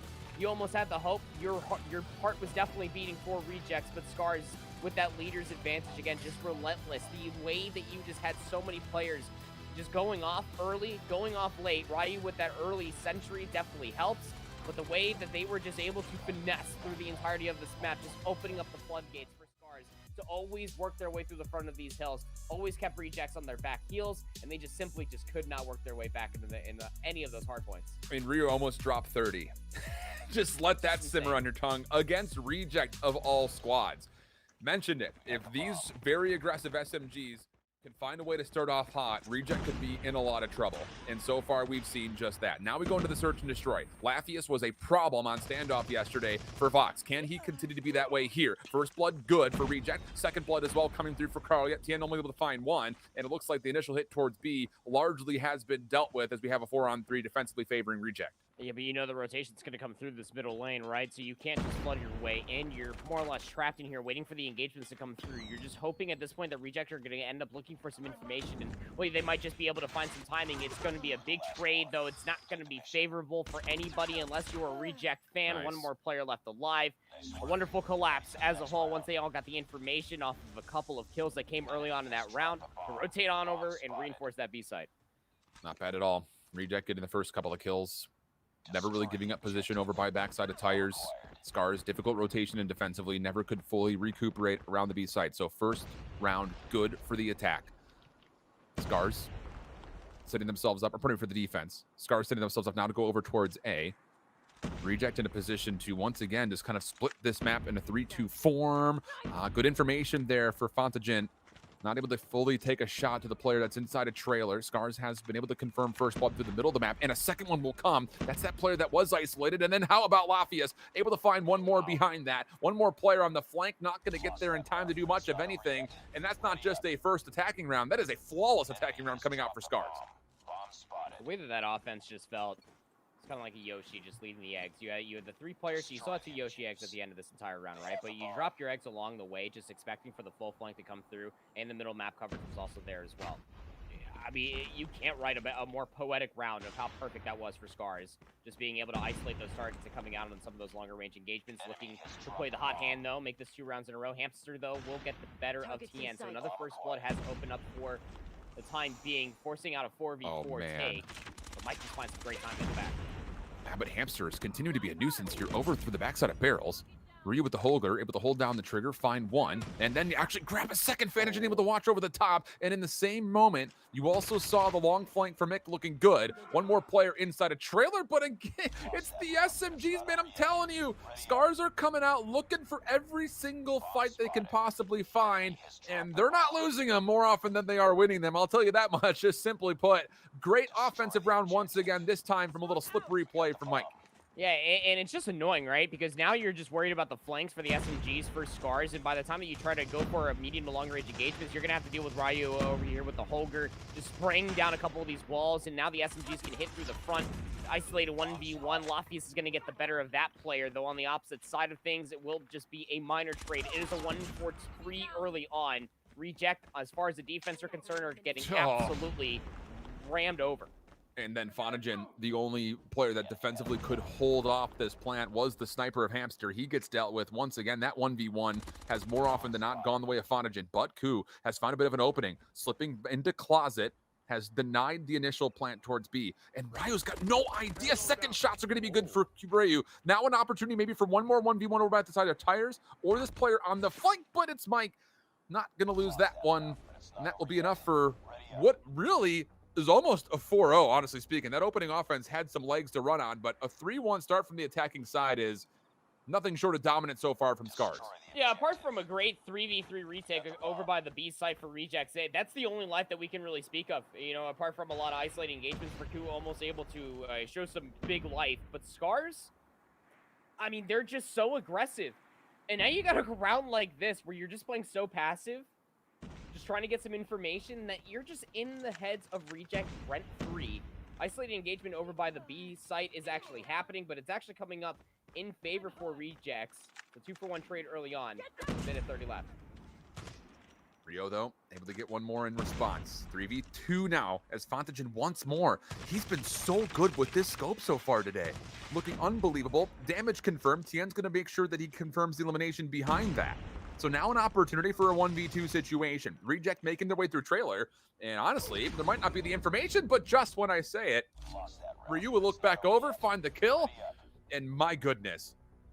This looks like the Reject from yesterday against Black Knights, where they're not looking confident, they're not getting aggressive, and beyond that, they're just not winning any gunfights. So Scars, with chip on their shoulder here, have come out not just swinging, they came out throwing the kitchen sink at Reject, and everything's landing. Even the way that they're positioning themselves should give yourself an opportunity to be able to win the gunfights. But again, these Scars are just relentless. They don't care. The way that they're just keeping their centering locked in, they already know where they have to be pre-aiming, and the fire is soon to follow. We brought up Fantagen and how much value they've been finding on the opposite side. Apart from maybe the early parts of one round, Hamster has found little to no value with that boomstick, maybe just seeing a couple players cross and a couple shots fired. And yeah, sorry, McQueen. You're just going to try to rat it out in the corner. You will be snuffed out eventually. This Scars team is just built different right now. Their executes, the way that they're just overwhelming Rejects on all corners, that offense was just something you could write home about. You could almost see the frustration from Reject. It's almost a conversation of, what do we do? I mean, you just had Scars run at you through the B closet back alley and find every single elimination. There wasn't a single trade to be found. Hamster has yet to win a 1v1 versus Fontagen, at least that I've been able to tally. So now you're looking at Ku to make a play happen. That's dealt with as the smoke provided enough cover. Secondary fight, good for Rio again. Trades will be here, though, for Reject. So for the first time, I think overall in this search and destroy, we can actually see some early numbers advantage, but Lafia's on the flank. He will turn that around into a 2v2. Things have not been comfortable in any stretch of the word for Reject whatsoever through these first 7 rounds, which very well could be our only 7 rounds. Oh, another tough engagement there. Lafias will go down, forcing out the 2v1 for TN. Will catch one player mid-sprint. Can't lock down the kill, though. The reach out, and they're out. Cross towards the test dummies. Good luck now, TN. Your position has been spoken about heavily. What can you do with this MX-9, a player inside of this trailer? And over on the bomb itself, with the bomb planted as well, it's just going to continuously force the issue. And if you can't lock down the kill that quickly, it just becomes just a numbers game. Here we go. It's right over the top of the bomb. Not a lot of time to play with here for TN. Going to mantle through the window. Doesn't see anybody inside the trailer. Resets. Post-plant situation is in a position to trade. Carl Yep over the top, and the dead body providing a bit of distraction for Yep, and really not much they could do there. A good look at both players at different moments, realistically speaking, but no attempt to really kind of capitalize on a full elimination. A good try to be sure, but Reject stay alive. And Hamster was able to find a sniper kill on the Fantagen. You got a lot that you asked for in that round there, buddy. I'm gonna give you that much. You know, able to lock down a couple of kills, able to put themselves on the board, keep their heads above water, but it's going to be a B hit immediately. Trades are out, but it's only a 2-for-1 in favor of the defense. Scars looking good in the early going. Even trade so far, 3v3, open space over towards B. It's just Mike, the last one left, and Hamster will find him. Puts away the scope in favor of an extra sub. So keep that in the back of your mind. Long flank coming out, though. From the backside, it's Rio with a Holger. This is a difficult weapon to try to convert on. But gets a free opportunity, but the cooked up nade from McQueen finds his immediate trade. So it's just down to Fontagen. Obviously knows that there are still some members that are still lurking over towards B. Gets a really good look at one, but the shot goes a bit errant. So now it's down to doing this the hard way. Has the shorty to play with, and with Hamster's position, he could be good for one really quickly. Goes to the scope, the quick shot. It does connect, but not enough damage to confirm the kill, and Reject now on 2 in a row.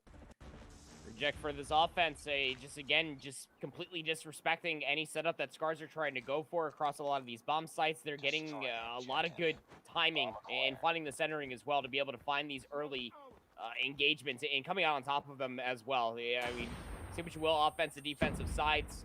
Rejects are definitely making the most of this. Just a 2-round lead now that Scars hold over top of them. Still on that point, by the way, but Rejects are clawing their way back. Dealing with some of the pressure here. Lafias will fall. Second player nearby. Reject would love to finalize this kill, but they're not going to be given the opportunity, as that was Tien, who just moves right on out and decides to play over by the car towards B. That will be the solo defender for Scars over towards this B site. The other 3 members all around trailer and the backside of barrels by A. Patience, though, starts to kind of waft over the offensive half of firing range as Reject are taking their time. Smokes will come out, and now the hit. And defensively, there will be at least one more member to help this from America. A couple of spam shots coming through. Inside trailer, Mike good for not just one, but he finds a double up. That just cannot again happen whatsoever. How big has Mike been for this squad? And the plant will be delayed because of the double. He's not done. To be able to deal with Mike. Yeah, no, he's not over it quite yet. He's not done. Just comes in, tries to deal with it, but Mike's just not done with it quite yet. Might as well just give the young lad the ace at this point. Cooge is making a lot of noise inside of trailer. Will be dealt with by Mike. An ace to close out the rounds here on firing range. Good lord. Shift, that was a little absurd. Just a little? I mean, Reject, they were starting to look really good as far as their offense executes are concerned. And the Mike was just like, go ahead, try to challenge me inside a trailer. You are just walking into a blender. 2 solo chows back to back, the bait and switch. Nada. And then you just get 1 player of 2 trying to deal with it first and foremost, at least to get a consolation kill going in towards the domination. But still can't even find it. Mike was just on a hot hand. He had a great hard point, had a great search and destroy there on the firing range. That was, just can't let that happen. Unbelievable stuff from Scars. Unbelievable. I mean, look, this is blowing expectations, I think, across the Japanese region for everybody that's ever paid attention to this region. Everyone going into this, even saw it a couple of different times, people asking the questions, who's the #1 team in Japan? It's my first time watching. Everyone, without even question, Reject. Reject, no problem. It's Reject. You guys all sure about that? Because, oh my Scars, they're looking unbelievable. And it really, for me, it doesn't just start with the conversation of Mike or Mick, if we're saying it incorrectly. Apologies there. But for me, it comes out of the fact that you shut down Hamster and you force him to give up the scope for a sub on firing range. I mean, come on. Fontagen was so darn good at range. There was never a moment where Reject were able to do anything, and here is, I believe, yeah, this is the 4-piece at the end, the full-on ace, actually. The first 2 come through 1 by 1. Here's #3. Thanks for trying. Hold down the trigger, why don't you? Where's the second challenge? Why's the reload? Oh my goodness. How good is this guy?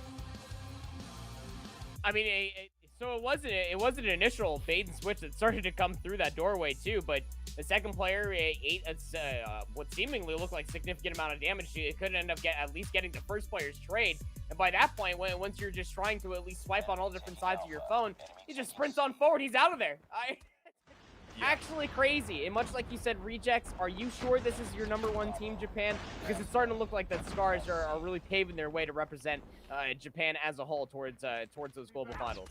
Well, this is already a bit of a change of pace. Reject coming out aggressively on the standoff domination. They need to avoid the reverse sweep, but Fontagen, again, other plans in mind. Able to find a couple of good kills. That will be red members and Scars all over this B site, but they're mostly looking to get over towards A, and look at all of the red arrows making their way over to Grandma's house, as if there was a bakery sale going on, and they will find their way in, soak up all the goodies, and have a chance to capture the A flag, but Hamster right there to try to deal with it. So yes, the flag does flip, but the spawns, they do stay status in favor of how the map started. Yeah, so I mean, that was a great opportunity there for of course, Scars to try to flip out the map entirely, or for Reject, excuse me, but Scars at the same point in time where Reject, they spawned adjacent towards Brown over by gas station. They just flood over there with numbers. They know that they got to keep this A flag in their possession. This is their side of the map. They got to make the most out of it, but the B flag is still up for contention right now. And this is just how close some of these different engagements can really start to unfold here on standoff control. Lappius is creating a lot of space in the middle of the map. Will be met by Carly and McQueen. Unless Fantasy has anything less to say of it, which they absolutely will. Scars are working their way back in. I was about to say, there just are not enough trades coming through from Reject. A couple of different moments where you see doubles either on screen or just off screen that need to be traded out. And well, how about it? Hamster really starting to get a bit hot with that double coming in, able to take over some of the space in front of Brown, and now a double stack onto the B flag. Nades coming through, trying to deny this capture, but the kills still turn up in favor of Reject. It's been essentially just a status lead in favor of Scars from the get-go, but with this B flag finally going the way of Reject, an opportunity for them to dig into this first half favor from the, of course, more preferable side. Yeah, and one would certainly say we'll just try to hold that B flag, but once that significant or that convincing kill feed comes through for Scars, all of Rejects are just spawning on the backside of Grandma, so they're not going to have an immediate line of sight to get these players off of the B flag, but what you can do is what Rejects do so wonderfully. You just stack your numbers, work your way back through L, courtyard, back over towards that B flag, get it back in your possession, but you held it for a small amount of time. At least you flip the lead marginally. It is that 3-second lead that we're looking at right now, but Scars looking oddly comfortable playing this from the Charlie Flag side. Oh, absolutely they are. And it again comes down to the simple fact for Reject, they're just not putting enough pressure. I mean, that B flag was almost captured a couple of different times for Scars, and there were still members coming off spawn, not even looking at it. We have yet to see really a successful operator or score streak from Reject, and you already have a death machine in play. The lead has swapped once more, and this time the play for the spawns looks pretty darn good. I say that it only looks pretty good because there are still members that are spawning all over the place, and as Reject try to possess their initial home flag, they will reset things back into their favor, but it comes at a cost. We're at 55-44, and Scars are still holding on to a 2-flag lead. Yeah, I mean, again, Scars, they're more than okay with giving back up that A flag. A Reject continuously when they do spawn on gas station. They will flood their numbers to get that A flag back in their favor because, again, you know, notably, that is the favorite side of the map, but they can't really make much use of it at all because Scars are just always fighting trades. They're always fighting themselves a lot of 2 pieces, 3 pieces, and everything else through the middle of the map. That when you have moments like this, Reject got to be able to capitalize on top of that, just immediately try to neutralize and get that B flag in your favor, but Scars relentless, right back into it, just 2 seconds away before they close out this half. Full-on trip cap to close out the first half. And look, we keep talking about just the macro status of, oh, the A side is more preferential than the C side. Reject never used any of the high ground. I don't remember almost more than maybe 2 different times that we saw somebody topside Grandmas throwing shots over the B flag. You have to utilize that side of the map. It just felt like every single time they were scrambling to deal with plays, going through cube, kind of over by the A bomb site, or when they were spawning by gas station, they were just taking the easy, quick route to get through the middle of the map. They weren't taking any high ground away. So Scars, the entire time, just keep manipulating little by little, and after they flip the B flag, they never give it away again, and beyond that, like we mentioned, they close out the first half with the trip cap. It's just, this is not the Reject that we saw to close out the day yesterday. They need to clean things out, and they need to be much better, and they need to be much better now. And everything that you just listed about what Rejects did not utilize from the A side of the map, Scars have available to them off the rip, and they just completely exploit it even further. You know, the hits through cube now, it's just that much more potent, right? Because you know that you got players inside of storage. You just got to clear them out. Players lurking inside of courtyard. It just could be the players potentially to try to deal with this. Death Machine by McQueen is going to get snuffed out immediately. Scars are just not allowing Rejects to breathe in the middle of the map. Again, it's small glimpses, but Rejects, they need the second flag to come through. They got to be able to capitalize off this kill feed. Much better. Full clean kill feed coming out. You have an opportunity to stack this, and there's some space to what should be capture this flag, but they are still trying to also play for a spawn flip. So again, they're fighting a war on multiple fronts, and because of that, they don't even get the B flag. It's all down to Carl. You have to hold on to this play over towards A. Man. Granted, there is a still Predator missile to help, but look at the spawns. Scars are going to spawn right back on top of A, and with the Death Machine, Fontagen says, get off my flag. Not going to happen, and McQueen, who tries to finally capture, will be able to eventually do it, but it comes at such a steep cost. Yeah, it continues to get that much more steeper, right? I mean, for Scars, they just utilize so many different resources, but for Rejects on the opposite side, that could be the capitalization that you're waiting for. You just got to go big every year. If your Carly is going to get solo chout, some shots from the adjacent side is going to make that a little bit more favorable for Scars to be able to try to get this A flag back into their favor. You can see what Rejects are doing immediately on the mini-map. They understand we can't not go any amount of time without a home flag, so they'll capture C for now and try to work your way back into B, but there's still streaks coming in for Scars. This is much better, though. Coming off of what looked to be a missed opportunity, Reject do kind of collect themselves, keep Scars spawning in split spawn situations, and they did for a moment have a triple cap, and actually they've done it once again. They've gotten back over towards this A flag, and you can kind of just tally where Scars are spawning. All of it's over towards gas station, and they actually have to give up this play towards A in favor of a home flag of their own. So an imminent lead swap will be here. It's going to happen essentially as I'm talking about it, as we're tied at 106. 2-flag status still in play for Reject, and now it's on to Scars to find a response, as it looks like finally some operators and score streaks are starting to hit the mark for Reject. And just look at Rejects. play through the middle of the map now. It's quite literally the shoe being on the opposite side of the foot. They are playing with that certain amount of confidence, taking some solo challenges, being a nuisance in the back, but the middle of the map was not fortified, and that means that Scars are going to be able to work their way back through. Reject, again, spawning over by gas station, trying to flood their numbers on the backside of Grandma's to try to deal with this push. Just one more player left alive, and it's Mick coming off of just that crazy ace at the end of the firing range to search and destroy, trying to lead the charge for Scars to come back in this domination. Status of the flags are changing all over the map at the moment, but it still holds to a 2-flag capture for Reject. The B flag so close to being flipped, but denied. RC able to keep themselves in the mix, 130 to 119. Scars, oh my goodness, Ray was able to find essentially a help onto one, but Carl yet up top on the tank, able to get the death machine in play. A second one is also kind of watching over this B flag. Is there enough here for Reject to finally get on the scoreboard? 136 to 122. The progress on B has not been depleted though. One good push from Scars, very well could get a flip, but would there be enough time on the clock to even matter? Doesn't make a difference. It's Carl yet mid-map, able to find 3 and keeps the B flag for a time contested, but it's not large enough. Scars did get a flip. The sentry gun is down. Reject looking to fully flip it back into their favor. That could be nail in the coffin for map number 3. I think mathematically it would not make much of a difference either way, and that right there is the game-winning play. Reject will finally get on the board here in the domination. And again, we were talking about it, right? Whoever takes this domination, you're going to feel a momentum head full of steam, whether the opening hardpoint and Search and Destroy went 1-1 or one team won it in a 2-0 fashion. This domination was massive for Reject. We saw a very shaky first half, and I say that very loosely and kindly, a very shaky first half for Reject. Not exactly what you were expecting. 75 to 51 is a good little clawback, but the way that Scars were just, again, just so relentless at striking and just manipulating the map like you were talking about, Shift, just seemed at an all-time high. But within that second half, Reject, they found that second life. As you see a couple replays on your screen right now, the teamwork was at an all-time high, and then the streak usage ended up coming through, the score streaks as well. When it came to overall value, the scales were heavily tipped in the favor for Reject because they were utilizing it to hold, where Scars were trying to utilize them to break and get back in towards control of this domination map on standoff. It just did not come through, and Rejects, they hold strong. Needed that one last B flag capture to come through. Man, what a good dom. Yeah, great domination overall. And, you know, for moments, I think that we look at this map and we say, man, Reject, you got to get yourselves together. And right as soon as we said that, they did. I mean, it really came off that play to the middle of the map where, yeah, Scars, it looked like they were starting to amount to getting a full-on spawn flip while also kind of denying the B flag from going away from them.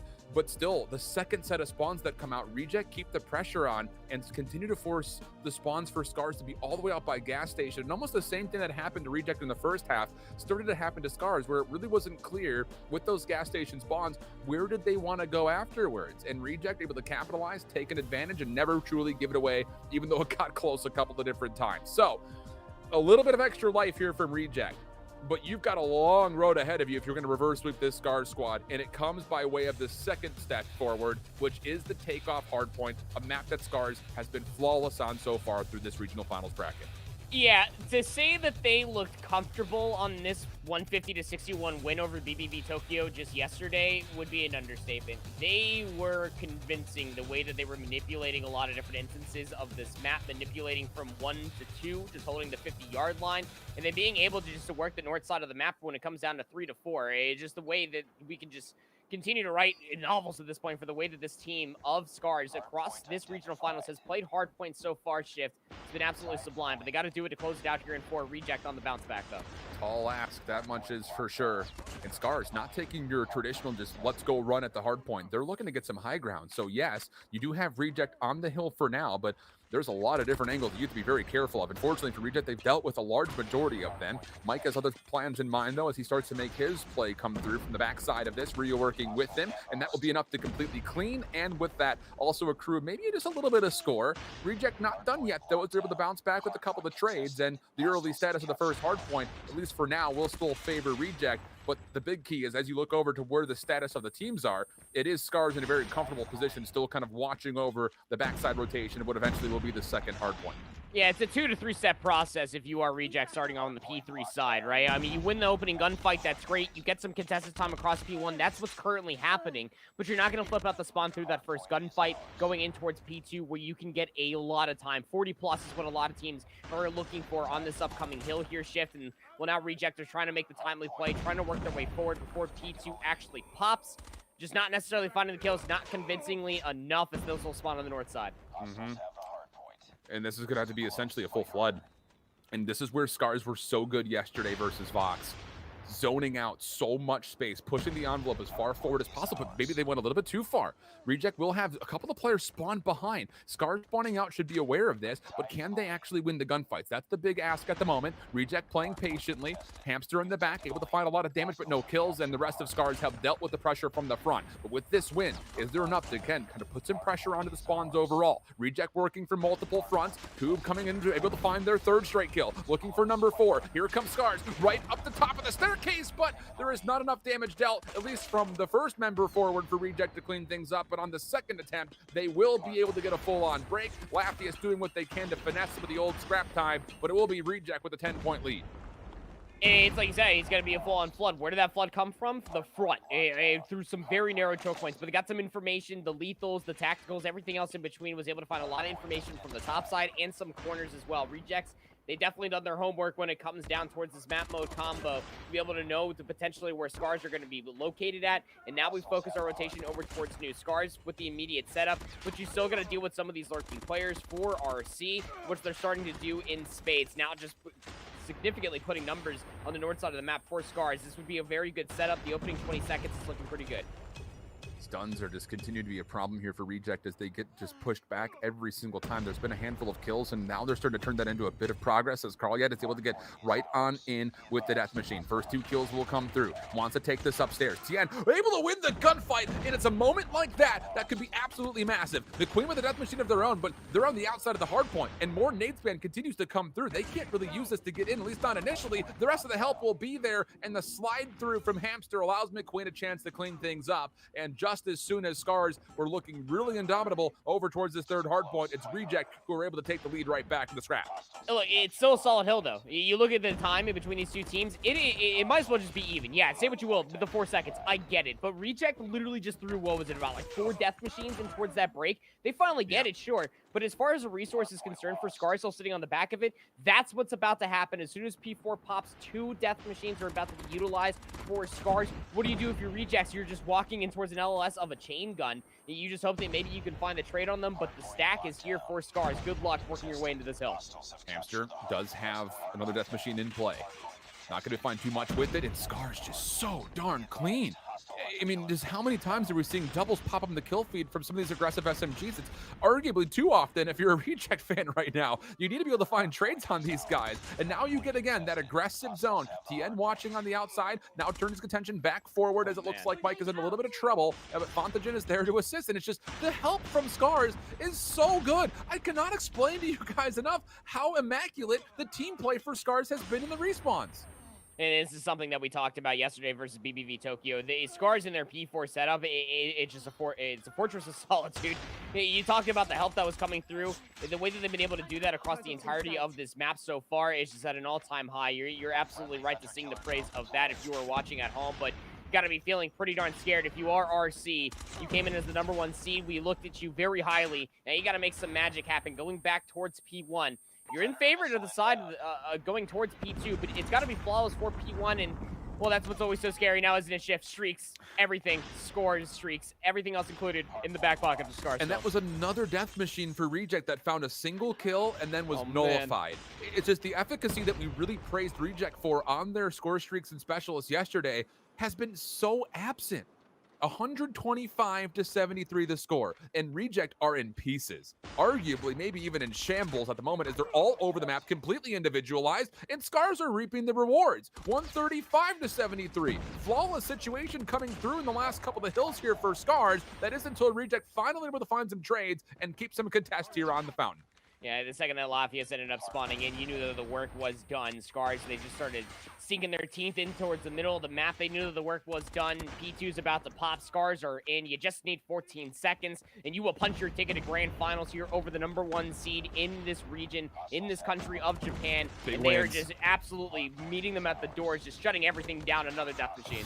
But Death Machine again shut down. It was an opportunity for Carlyat to turn a double into multiple kills behind it, earning the Death Machine on the double kill. But Scars, they deal with it. They get back into the hard point. Last couple of seconds now needed. Reject trying to do what they can to claw their way back into the hard point, but there's just not enough ground to work with. One last flood from the back staircase. It's the Death Machine from Tien, but he gets stunned out of it. Reject still a chance to contest. Hamster playing from the top side of the stairs. Another stun comes through. Reject trying to clean things up, but keep an eye. It's Mick trying to play on the backside, not quite able to find the full-on flank, and with that, Reject have finally gotten some foothold onto the hill.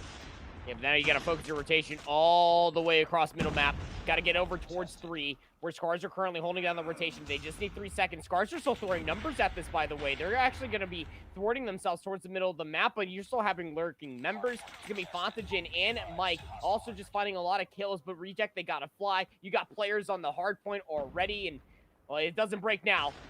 You're going to lower bracket. Hamster, though, tries to get a nade out, does get dealt with. Scars the first 3 kills, and then the stun will stop anybody else from Reject from touching. It was a very desperate effort, and it nearly found some success, but the deficit too large to come back from, and it's Scars upsetting Reset in the winners finals of 3-1 map count, and it's Scars who will have the advantage going into the grand finals. 1 spot to play for, to represent Japan at the World Championships, and Scars 1 big step closer to possibly being that team to do it. Scars are legitimately sitting there just probably telling themselves, look, that's what would have happened if we would have beaten Perulian and LX in the qualifier. We would have been the #1 seed. We would have taken on Reject, and we would have beaten them. I don't know, maybe. I'm just pushing narratives at this point, shit. But those hard points were absolutely amazing to be able to watch from Scars' perspective, because we were talking about it during that P4 setup, a Fortress of Solitude, if you will, but even past that, the amount of help between the Summit hardpoint, the Takeoff hardpoint, for this Scars roster, that is why we sing their praise of their teamwork. And it works the same way that we saw it happen over in the Fine Range Search and Destroy. Their commitment to be able to play together, their crossfires, their team shots, and everything else included when we say teamwork in Call of Duty esports. Scars are at an all-time high, and that is a very tough team to beat. Not unless you just have one player on your team that's willing to find a 5-piece every single run in Search.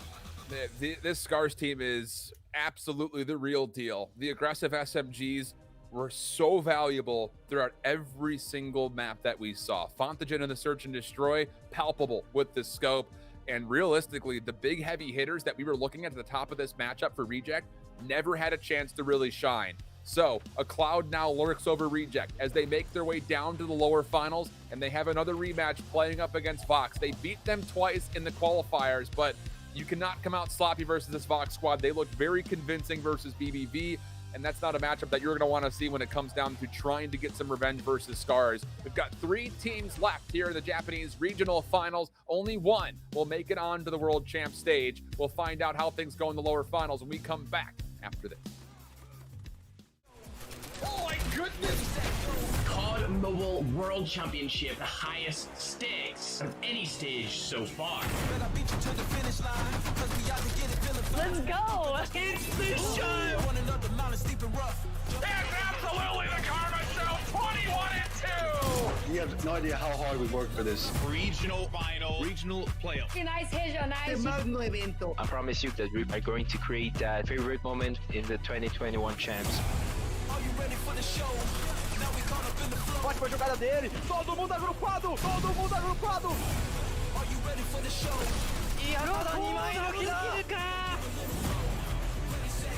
He's running out of time. He hits it. Amazing! Gets another one! What just happened? Are you ready for the show? Now we caught up in the flow. Oh, what a play!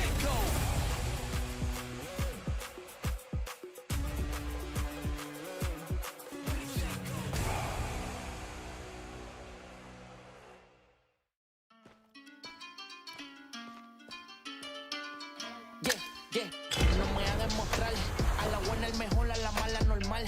Yo no sé de rapear. Capi pone en la pista y yo empiezo a tirar. Yo no vine a inventar. Pegado en la UCI, pegado en la TAN. Mala mía, manito, es que como yo no hay otro igual. ¿Qué tal?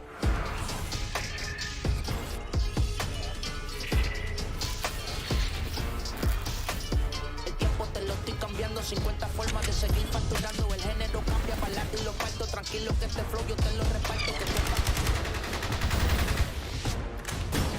Alto, que de plata estoy llamando. Prende la mano celebrando que estamos ganando. La vida es un si no me entiendes, googlea lo que estoy tirando. Voy a pagar para que tú no me sigas envidiando. Alto.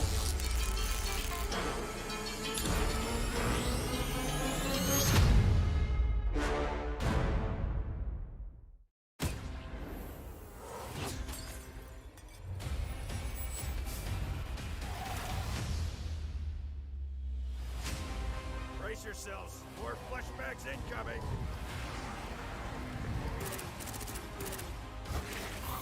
Let them come.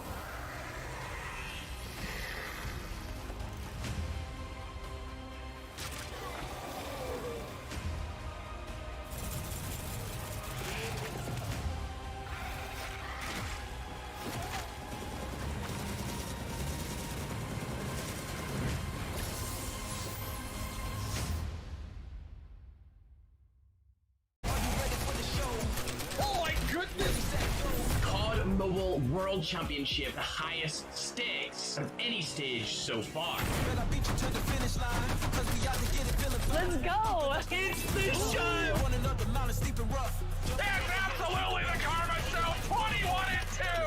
21-2. You have no idea how hard we worked for this. Regional final, regional playoff. Regionais, regionais. Magno evento. I promise you that we are going to create that favorite moment in the 2021 champs. Are you ready for the show? Now we caught up in the flow. Ótima jogada dele. Todo mundo agrupado. Todo mundo agrupado. Are you ready for the show?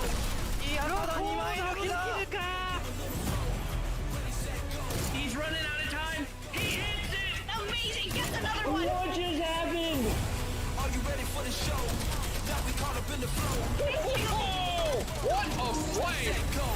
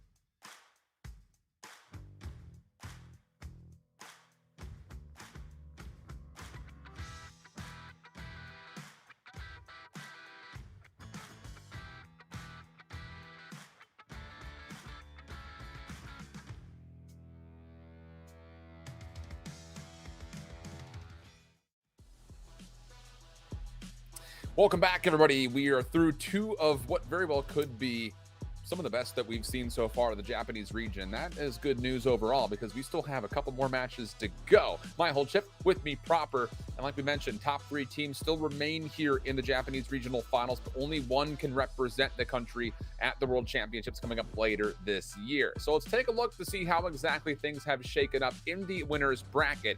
Of course, coming just off the winners finals overall, it's a bit of a surprise because it's Scars who find themselves a 3-1 win versus Reject, the perennial favorite from the Japanese region, to enter into the grand finals, where not only will they have a chance to maybe get another bit of extra sauce on top of Reject or Vox, but more importantly, they do have a second best of 5 if required, with that grand finals reset still waiting for them proper.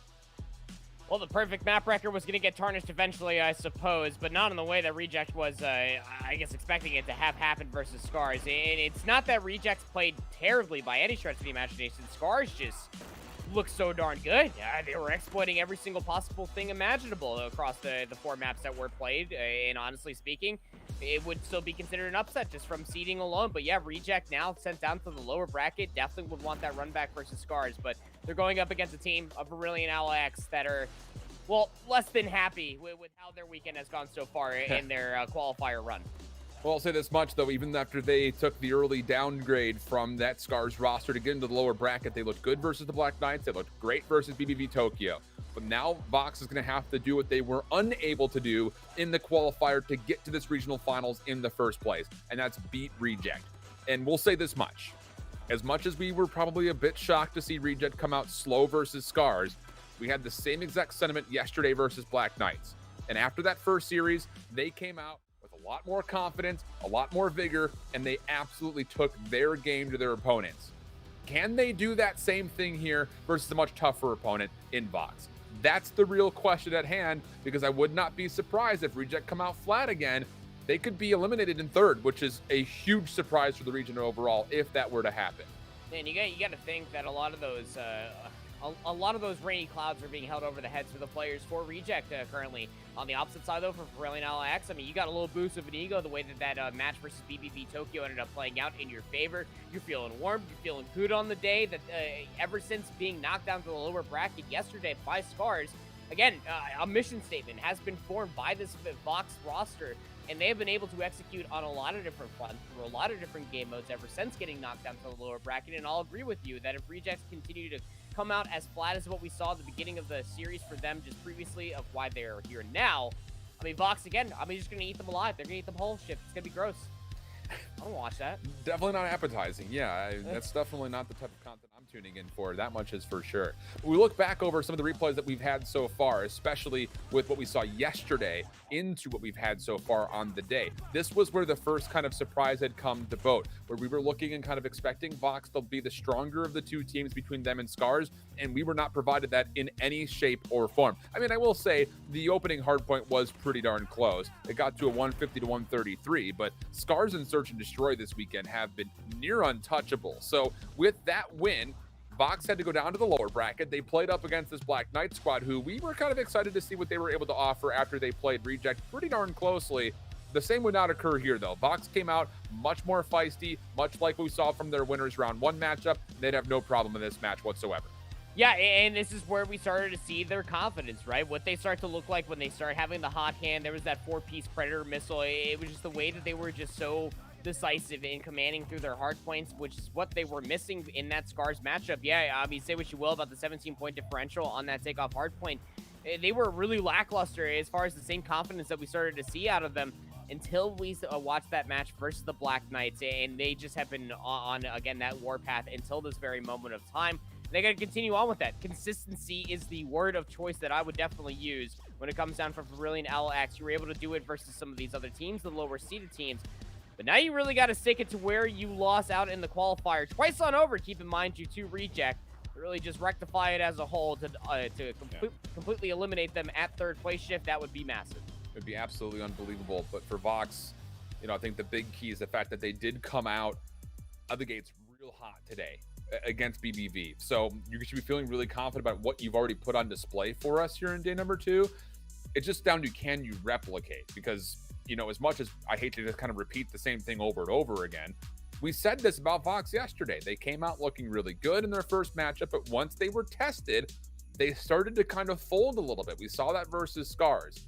So in a marquee matchup versus a top 2 squad, you've got to come out and play your game. You cannot be reactive to this Reject team, because even though Reject maybe came out a little bit slower than we would like to have seen in the first 2 maps, they picked things up in the Dom. They played a lot closer in the map for Hardpoint. Now there's a chance for Reject to really kind of build that steam towards that forward mindset that we were really kind of expecting to see from them from the get-go. So Vox needs to come out and play their game. That's the big key. And what a place to start off is another Summit Hardpoint. We already know what to expect from Reject. We've already seen them out once. And so it's really up for me to Vox to prove themselves in this opening Hardpoint map. Absolutely, because we now through 2 maps on over of what we've seen from Reject on that map mode combo for Summit, have been able to exploit their early stages, being able to absolutely overwhelm them across P1, unfavored or favored side excluded from this entire conversation. If you can come out swinging, you can come out and meet the pace of Reject and set it that much further for setups inside a lot of these hard points, you're going to be sitting pretty with that map 1 victory. But the rest of the map set, I mean, is still good for both of these 2 teams. The firing range search and destroy, a lot of opportunities might present itself if you're able to quickly go back and check of what Scars were able to exploit versus Reject on that specific map mode combo. And then again, the hacking yard domination, we saw so much of that yesterday, specifically from Reject. They look pretty darn comfortable and decisive apart from what they're looking for on that map mode. Yeah. A lot of things to kind of look back upon and anticipate as we move forward. But for me, it really starts off here with what can Reject do to correct the mistakes that they just suffered versus Scars. Because it really, as much as we want to sit there and say, like, for Vox, you got to come out still hot, I think for a lot of people that are watching are also sitting there saying, well, let's not leave Reject away from the conversation of criticism, because this was their map pick as far as we could assume versus Scars, and they came out dead flat. So questions to be answered on both sides. Looking forward towards this Summit Hardpoint. And I'm not going to lie, as much as we were sitting there saying the domination could be the swing map and the determinant map of who wins in that prior winners finals matchup, who knows, maybe we were just being a little bit over ambiguous when it came down to assumptions on how these teams were going to play on certain maps. It very well could just be turned around what happens here in map number 1. If Vox find a way to steal this map away, can Reject actually battle back down a deficit in the map count? That could be the big question. Yeah, no, that's a great first question. I think the map 1 swing could definitely mean a lot, because it could also explain to where Reject are even mentally, right? Because again, you know, not exactly with the expectations that we were expecting.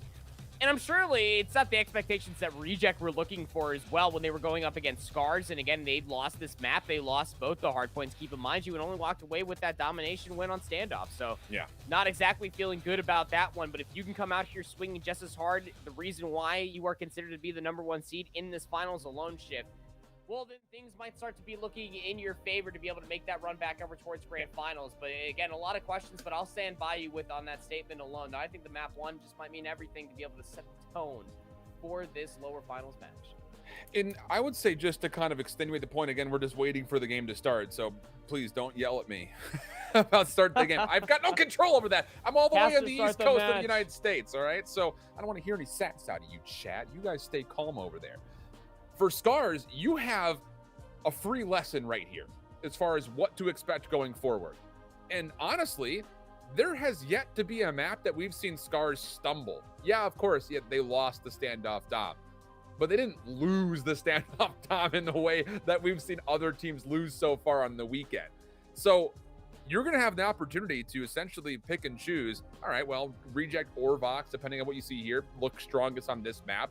Maybe we just veto that one out instantly and force them to really play us on a more versatile map set. There's a lot of considerations here, not just for these 2 teams in particular, but also for Scars, who's waiting the opponent not just once, but maybe even playing them twice in the grand finals. They've got such an advantage coming out of that winner's bracket win that you have to feel like the odds and the probability of them being the representative of Japan has skyrocketed from when they started the day today. So a lot of things to kind of keep in the back of your mind. And yeah, again, we're just hoping that this match gets underway without too much of a hiccup, because I cannot wait to see what these 2 teams have to offer. I'm right there with you guys. I want to see it happen, and hopefully sooner rather than later. And how about it? There we go. Wow, transition. Asking you shall receive. Bet. You got a magic genie bottle over there or something? What's up, man? I'm trying, man. It's actually a whole big con. You know, the movie Aladdin. Yeah, that genie's bottle. Yeah, I still have that. So All right, then. Well, it was starting off on the favorite side will be Vox. What can they truly do with it? And this is what we wanted out of them versus Reject. But when you're just setting yourself up across P1, you win the opening gunfights, you understand that, well, Reject will be there in a moment's time. Got to win this upcoming gunfight. But Vox out of the gates just swinging, not necessarily losing any gunfights. The kill feed again coming up all in their favor. Cast with a nice little 3-piece. Man, this is not great news for a Reject. No, it's and not. What is it that's going on today? They can't even win a gunfight. I mean, this is not at all what we came to expect. I mean, look, we'll be honest, you know, when it comes down to kind of doing our research, we kind of had to pick and choose what we had a chance to actually watch over, and all history and statistics had pointed to Reject being the best team in Japan.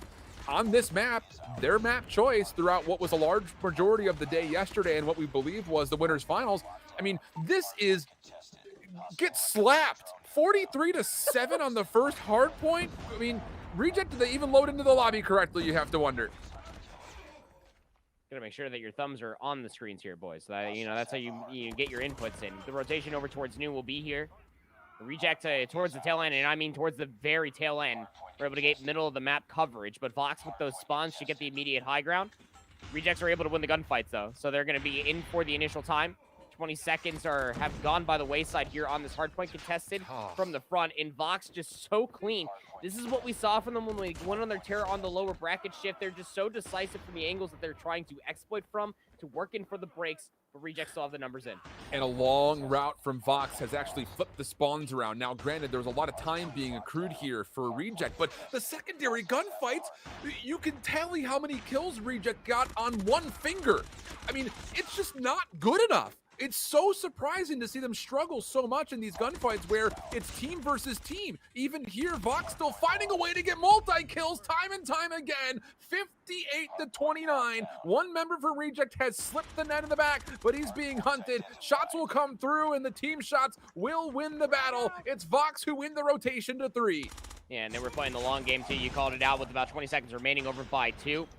3 was already being looked at for Vox. They hit it on the long route. They were able to get the spawns, and they had not left this position. You will spawn in here continuously unless Reject can break from the front. The gunfights coming through in a pinstripe kill feed fashion, but again, it's Vox continuously finding themselves a multitude of 2 pieces. That's not going to be how you can break inside of this hardpoint itself. Equalizers also being used from Vox. They want to make sure that they can stand firm on this hardpoint. God, the drone's already been earned. I mean, what do you want? You can have it all. The world is your oyster at the moment if you're Vox. They've got every tool they could possibly want to put this game out of reach in the first 3 hills. Now, that said, Reject are starting to claw their way back. They're doing a decent job of trying to contest from the front side of this hard point, but everything comes down to can they actually hold as we go to 4. And as we take a look at Carly coming out of the spawn situation has been changed. Vox on the rotation have gotten themselves the mid-map spawns. They will be able to get with numbers over towards 4 first, but they're not winning the gunfights on the backside. And just as the hard point starts to reveal itself, it will be Reject spawning favorably close to this hill. You have to lock this up for essentially at least 40 seconds. And so it's legitimately just that. I mean, 35 at the bare minimum, right? You've even got more just drones, more score streaks, more operators, just all just being used. Because Reject, especially pulling out a lot of these death machines, they know this has to be their big hill, but they're being pushed all the way out. Yeah, you got the close spawns, but Vox, I mean, they're okay with playing from this position because contested time is still good time. When you're still holding about a 58-point lead over your adversaries, it's Reject. Got to work their way back in. Very scrappy hill. Got Predator missiles also coming into the mix as well. But Reject are able to stand tall, finally get themselves on this hard point with scrap time remaining. It's an expensive hill, but you will pay the price if you can get back into the game. The big question is, will you be able to put this game into your favor at any point, you know, knowing that you've used so many of your operators just to generate any score whatsoever here on 4. Nice little play for the scrap time coming out. A little bit of finesse game going out for Vox overall. But once again, Reject continue to essentially do what they can to turn this into a more manageable score line. 110-81. We reset the hills, go back down towards PC, and Reject have the numbers here first. 4-1. This is where Reject really started to look at, even when it was Black Knights, that really put them on their back heels. And look at that kill feed coming through. That is a good one if you are an RC fan. They get control of P1, but then the immediate fight has to be looked at the high ground. Fox know what their winning condition has to be to work their way back into the side of this hard point, but Reject will be able to work their way back. Just 15 seconds between the 2. Nice play from McQueen. Clears out one of those members up top and then helps out to the hill itself. Now 110 to 100. Reject coming to life. Vox, though, fighting back, wanting to contest the back. 30 seconds here in the first hard point. And they're doing a nice job not only of doing that, but actually pushing Reject a little bit further back towards the east side of the map overall. Good kills coming out as more hunter-killer drones are actually finding some pretty solid value here for Reject. 104 to 119. The comeback very well could be in play, but it will have to exist not just through this hard point, but also into the second. Continual trades happening over the top of what has been a war zone here on top of P number 1. But it will be Reject who will take the scrap time and now turn their attention over to the platform. And look at Rejects just surging their way up in towards this high ground area, just immediately just meeting Vox. Vox were just waiting for the engagements to come to them, but they just weren't expecting all the bombardment. You also got McQueen down here with the death machine, just locking down this lane. Good luck, have fun for players just slowly working their way through that cheese grater of a choke point. But still, Vox are relentless, and they know that they got to work their way back in. You can't let Reject get too comfortable.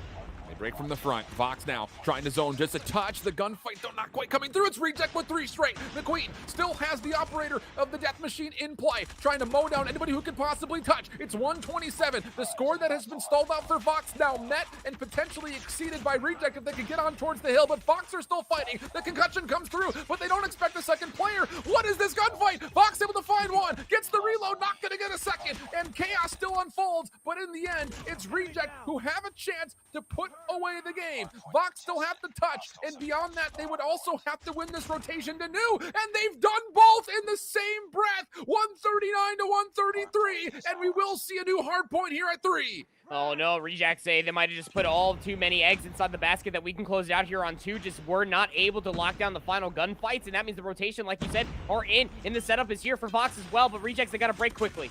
The concussion comes out, but the death machine is good for 3. Vox just mowing anybody down from the front. 142 to 142. A play trying to develop around the back for Kohu. Carly trying to play from Snow. They're able to find a couple eliminations. Can they get into touch though? 149. The death machine clearing out the front door. And Rejects come back, cut just a touch short. Just wow. Yeah, it got real close again from P4 to 1 into 2. That is why I sung that specific moment for Reject on this map mode combo, Alan, because they can make a lot of time go in their favor between those 3 hills going into a second set of hard points here on Summit. But still, when you're thinking about it for Reject, we always end up talking about it. When the resources are being utilized, are they thinking about the long game? Is that the best time to be able to try to use that? Are you going to need it later on down the road? It almost felt like Vox were prepared for that specific moment in time. The trust was in to be able to hit it from the back over by P2 one last time, get the contested that you needed, and secure the spawns going into P number 3, and you had the death machines to lock down that choke point. You knew they were all coming through there. I talked about the cheese grater on the opposite side. Man, that was nasty. It just comes down to the simple fact that there were so many different win conditions for Reject, and they don't clean things up over towards the second hard point. And then the 1v1 to win the rotation to 3, Vox able to come out on top of that gunfight as well. And then, of course, just death machine things from there on out. But it really is that 1v1 that I think we just saw for a brief moment right there as we were transitioning away that secures the opportunity of Vox to stall out the comeback. But there are a number of different things you can point to, I think, in that series. Just to throw that out there for you to palatably kind of process in your minds. Think about the slow start again from Reject. 43 points earned in the first about 43 seconds on P1 for Vox. But we put that out of our realm of consideration and now look forward. Firing range, search and destroy. And I don't know about you, Prophet, but I've got one name on the tip of my tongue, and that's Hamster. He has to play better here this time around. Yeah, I mean, Hamster, I'm glad that you brought them up. I was going to do the same thing. They really got held a very unfortunate firing range 6-3 loss over in Winners Finals by Fantagen. Out of the Scars roster, they really only had one good round where they found like maybe just a couple of quick scope kills, but you gotta hope that you can find a lot more value than that, because Vox, again, relentless as far as how they've been hitting those hard points. I'm sure that they're gonna keep up the same pace here on the search. And for Reject, you cannot stumble and just look lost like you did versus Scars just in the Winners Finals a moment ago. You've got to come through with some confidence, and we're already starting to see it. It's Carly able to make their way through. Only good for 1. Trade will be there. We stay 4v4, but the pressure still mounting, and Vox have dealt with it. Ooh, not great news here for Reject early. They try to set the tone, but it's immediately shoved right back in their face. Yeah, again, it's just a slight hesitation on just trying to lock down one angle. Just always got to trust your gut. Now the offense with 1:20 left on the clock, just stacked up over here by Wood. Just trying to figure out which lane do we want to hit. You can go through the jungle side. That'd be fine over towards B. You just got to overwhelm whatever defensive players are over here with what little information you have. But the two members defensively over towards B for Reject are in a pretty solid spot to deal with this push. Vox looking maybe like they're getting a bit of cold feet, recognizing that there are some, well, considerable defensive members over here. And now actually all three Reject defenders have made their way to B. Rotation going to be the call for Vox as they make their way back around towards the outside of the obstacle course over through trailer. And defensively, it's going to be met almost step for step. Reject have gotten all three members off the B site and in, around, and really just persisting kind of inside of trailer. This is a great position for Reject defensively. Just comes down to, can they actually win the gunfights? Vox is already going to throw a couple shots, so you know they're on the other side of this trailer, perhaps. Maybe they didn't end up hearing it. I don't know. Again, more players rotating over towards the B site. It's going to be Hamster. Going to end up finding one player towards the middle of the map. That's massive. That should be confirmation. Yeah, they're coming over towards the A bomb site. It's going to be planted as well. So it's going to be a pinch for the retake. You can't just sit here if you're Vox. You don't have to go home, but you can't stay here. Try to make their way into trailer, and the double hit will be good. Unlucky finds the first elimination. 3v2. A quick retake trying to come through. Hamster, shotgun, able to find one. One more was seen inside. Can the pinch start to come through from the other Reject defender? Might not even be needed. Hamster throwing another shoulder. Not able to find a shot in. Goes around the back. Hamster for one, but Cass responds in kind. 1v1, and Cass able to find Hamster before a quick scope can come through. Did not want to take the time to reload the shorty. And with that, Vox strike first offensively. You're able to fit a semi-sonic closing time reference into all of that. That was just impressive. I'm here for it, buddy. Even still, I mean, much like you were saying, they couldn't stay there, but they made the most out of the situation. They cleared out trailer, and from there on out, just fighting for numbers and the trade student to follow. Well executed there for Vox through the opening round. Can they turn it into two, though? Rejects, as far as an adaptation is concerned, you take a look at the three players. Two inside trailer, one over towards the bomb training site, if you will. They're just leaving Carly up top to see if they can find any sort of information middle of the map so far. Nothing given. It's actually a really good set nade, though, from Unlucky. It does push Carly back into a corner. Vox trying to clear, but they don't expect it to kind of be toggling on the high ground. Looking for the trade. Carly finds a second. Massive play, and how about a third with the shorty? What in God's name is that from Carly? And that will be Reject now in a 5v2. Big plays out of Carly. Lurking middle of the map. Waits for the players to drop down. Is able to capitalize on top of all of it. What do you have to offer here if you're the final two players for Vox? In a 2v5 situation, you almost just got to hope you just double up together. Maybe you can find a trade. But what bomb site do you even try to assault at this point? You know Carly's at least middle of the map. That's information you have. I mean, there's no room to work with here. No. I mean, that is an individual play turning into what should be a round win. 2v5. There is only one defensive member for Reject here at B, though, and that has now been seen. Stun comes through. First kill, good. Defense scrambling to try to retake. And a lot of it's going to be coming from the flank. This could provide a choke point that, honestly, if Vox read it, they could take advantage of it. Through the closet, Carl able to find now their fourth elimination. McQueen will deal with the final. So Reject respond with a very convicting round, and a lot of it through the middle of the map.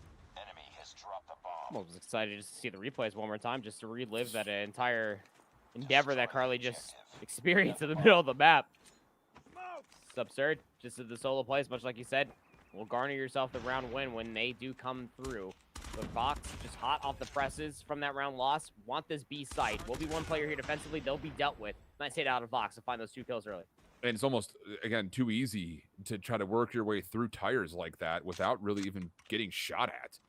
And a lot of that, I think, is just due to the credit. Not only is Vox obviously shooting well, but there's so many good utility plays coming out that make it a little bit easier. So now we have an opportunity to play for a post-plant setup. Reject have been able to find one re-entry kill, but it is still a 3v4 situation. Kowu playing through tires. Trophy system comes down for the defense on this retake. Kowu tagged up. McQueen looking to get active. Moves forward. Gonna find one. No problem there through closet. Looking for more beyond. Sees some information. Information will be transmitted, but the big question mark is the fact that you do have Unlucky playing from the flank. So McQueen, 1v multiple around the outside.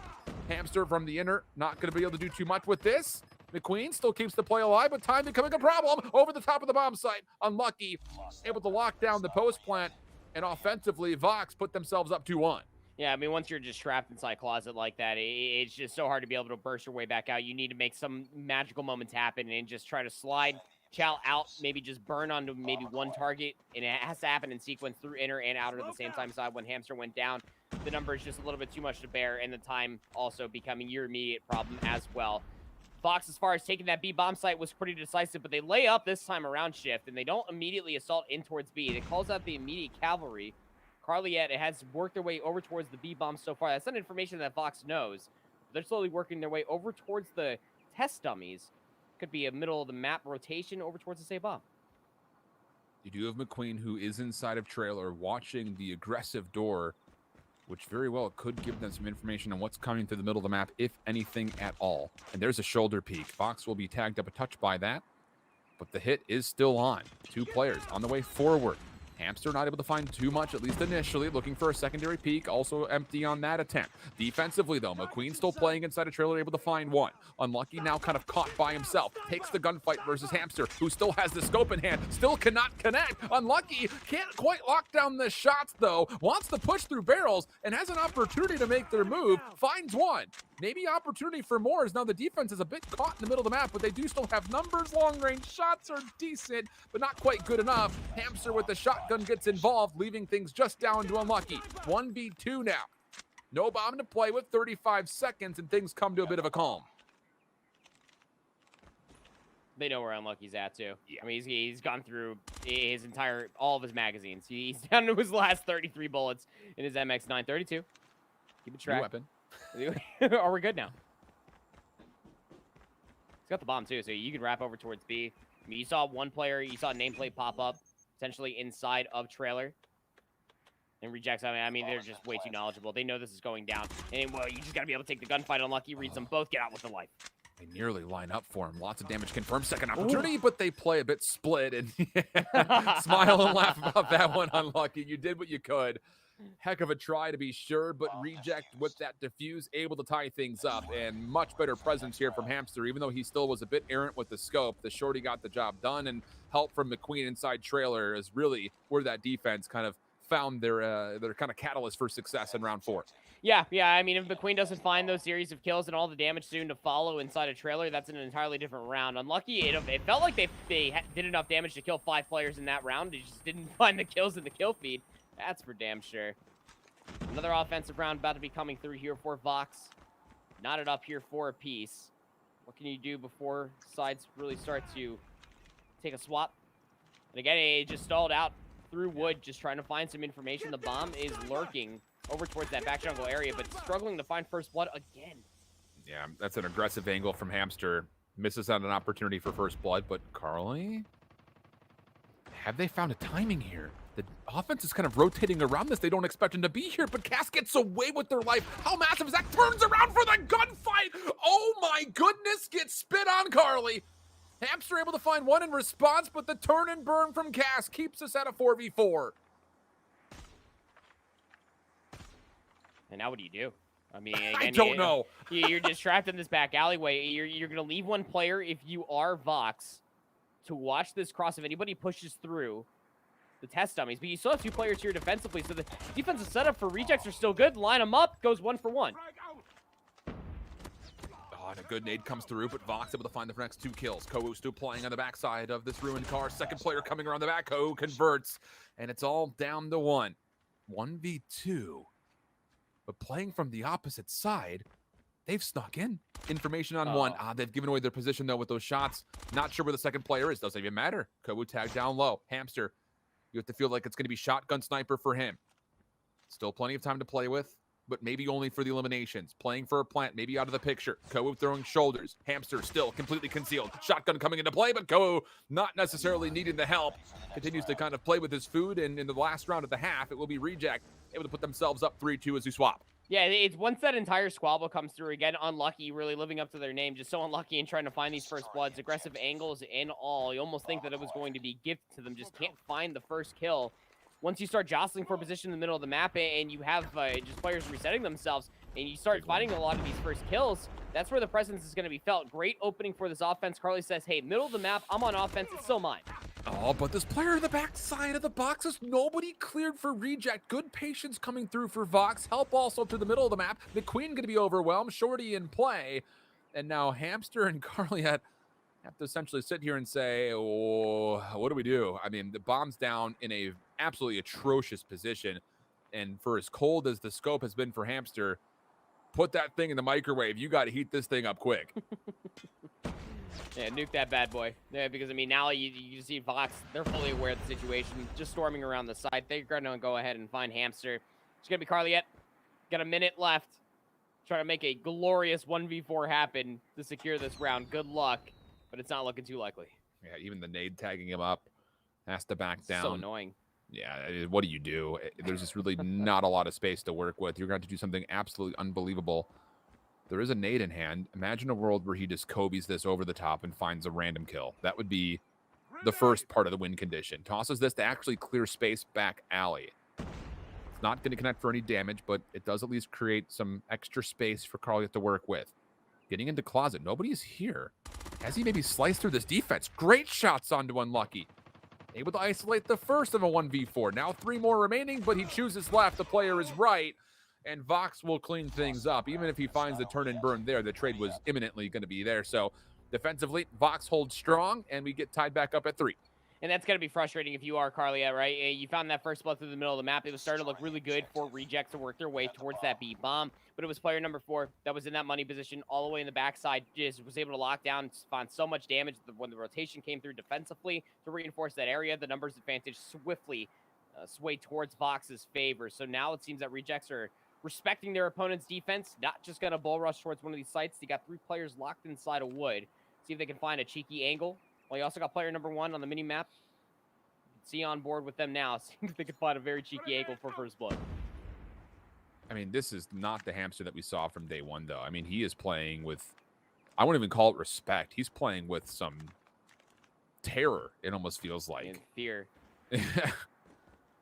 So no opportunity over the middle of the map for Vox. A 2-man stack over towards B. And yeah, there was also a player lingering in tin, but as nades start to explode over towards A, Smokes as well embellishing the site. Here comes the defense to rotate. And the counter nades are so good. Unlucky finds damage off of the frag, gets an elimination with it, then turns it into a double. And the entire push for Reject, and realistically, this entire round is completely stuffed in one moment. 1v5. Should be easy, right? Casual. You got to eat 1v5s for breakfast. No, they know exactly where you are now.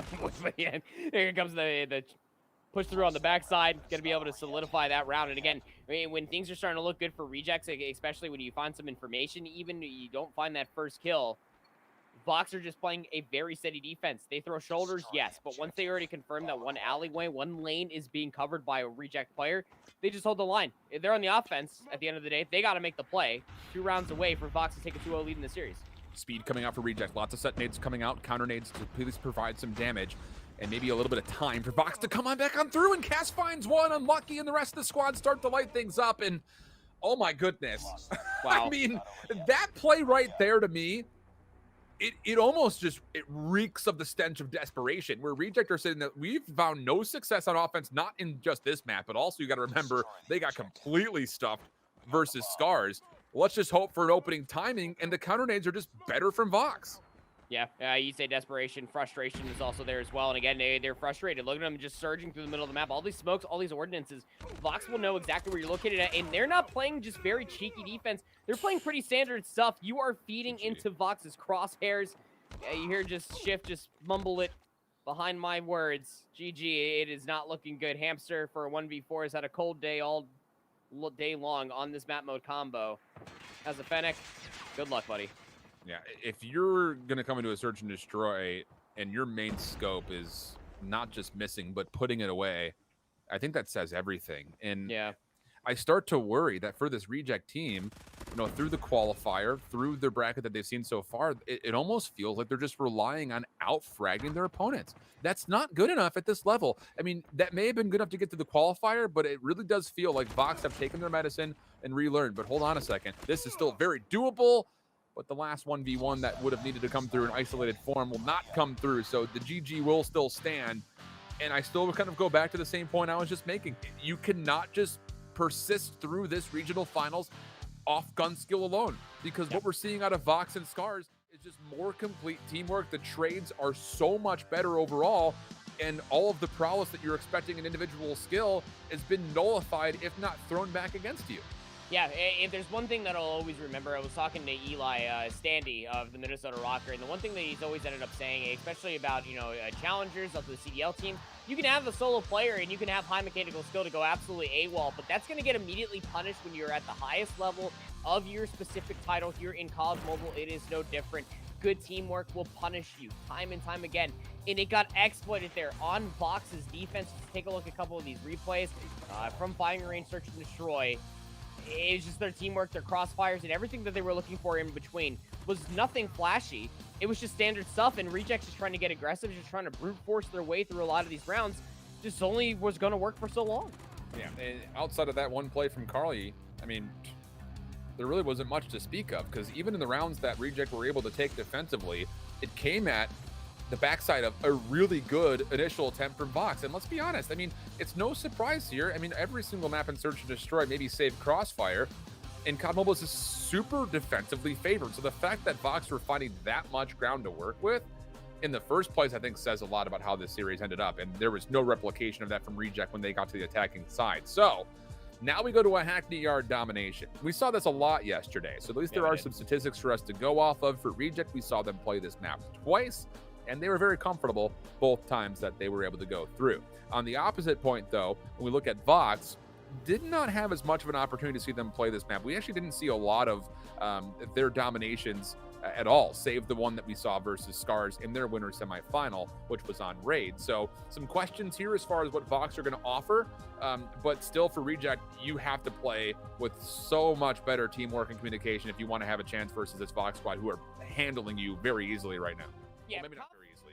Yeah, maybe not very easily, but I mean, it started to look that way with how easy the Augusto of early and Alex is. It's certainly just being an overwhelming experience for Rejects to try to work their way through. You go back to that Summit Hardpoint earlier on, and especially on those defensive rounds that we just witnessed on that Fire and Search and Destroy. The way that Vox are playing is that confidence. But the one thing that they have over top of Reject currently, Reject are certainly playing with the confidence. You can see it in some of the chows that they're taking as well. Even though Hamster's been getting smoked all day long, they're still going to take those challenges with the sniper rifle. But the one thing that they're missing is that teamwork, is that cohesion.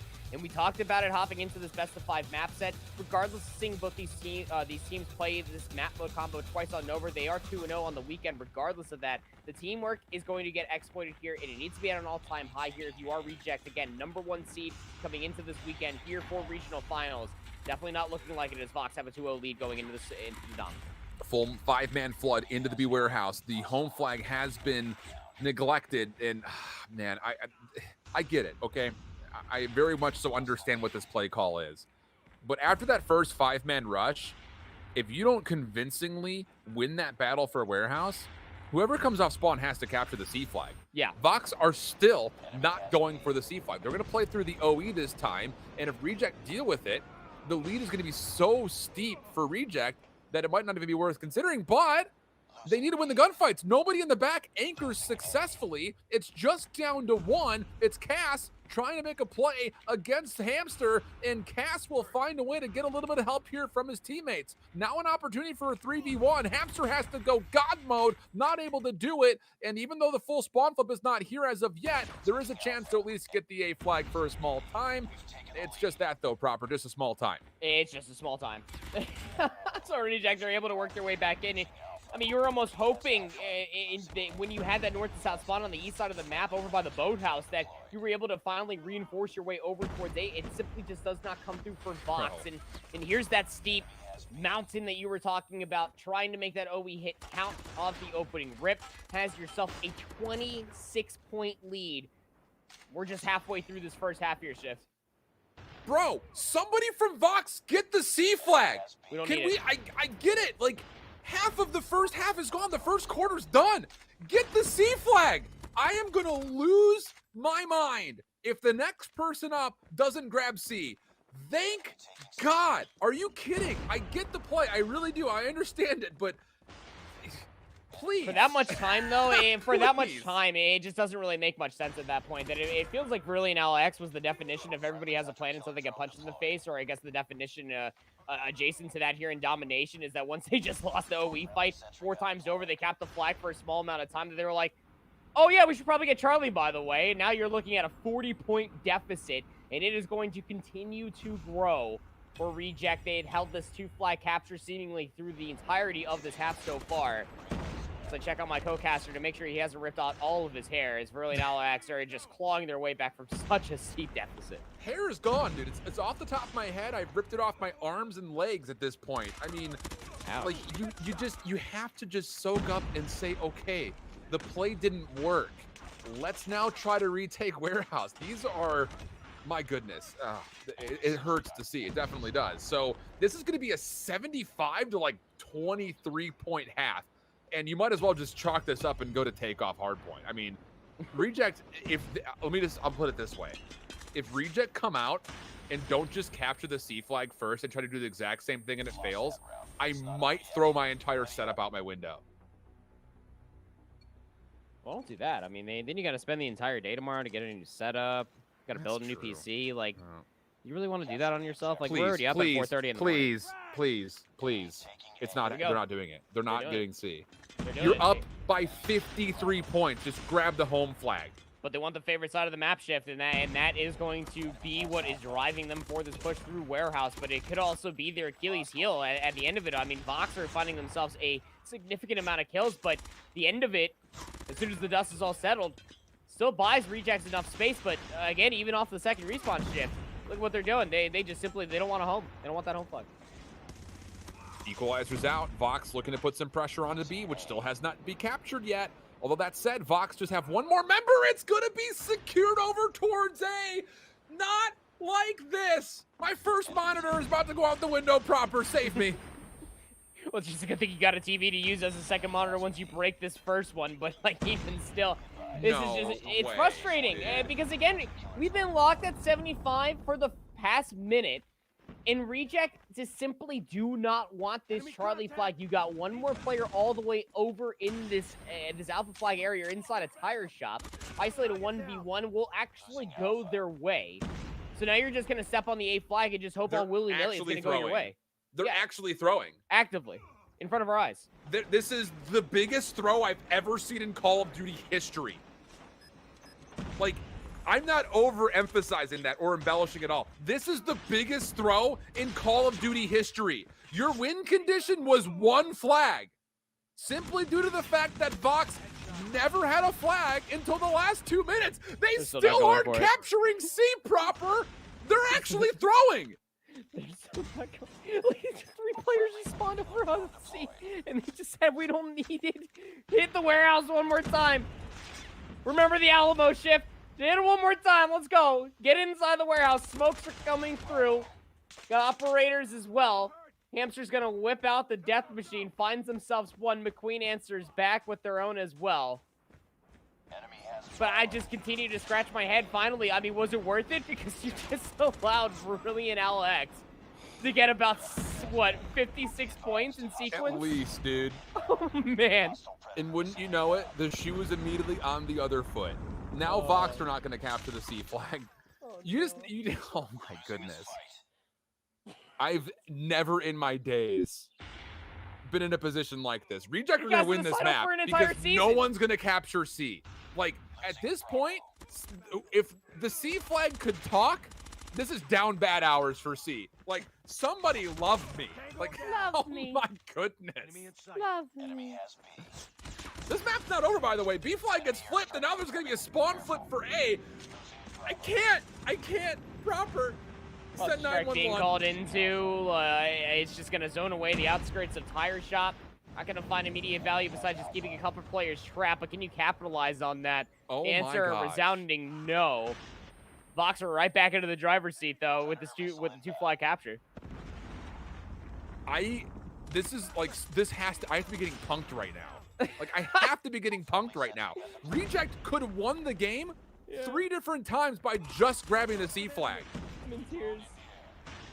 I cannot believe what I'm seeing. Vox have 2 flags. Reject will still not just put one person on the C flag to grab it, and they're going to lose the game again because now you've got death machines and drones that are out. This is unbelievable.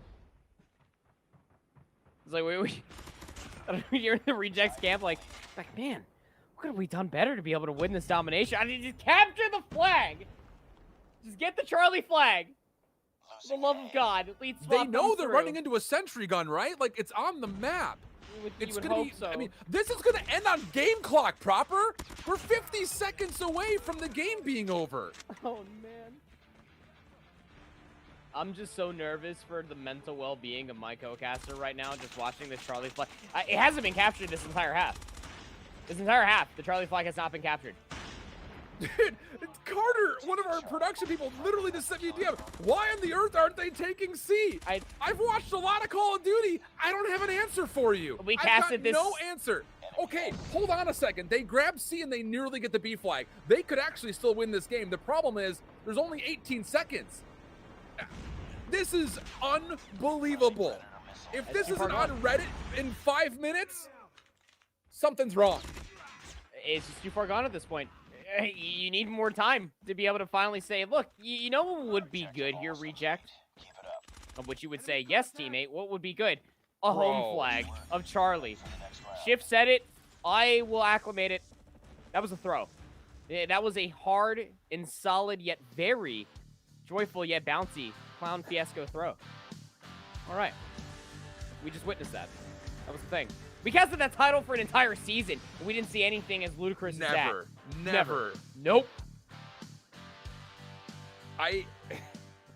Look. Here's the thing, okay? They saw his hair, look at him. Let's look at this analytically, okay?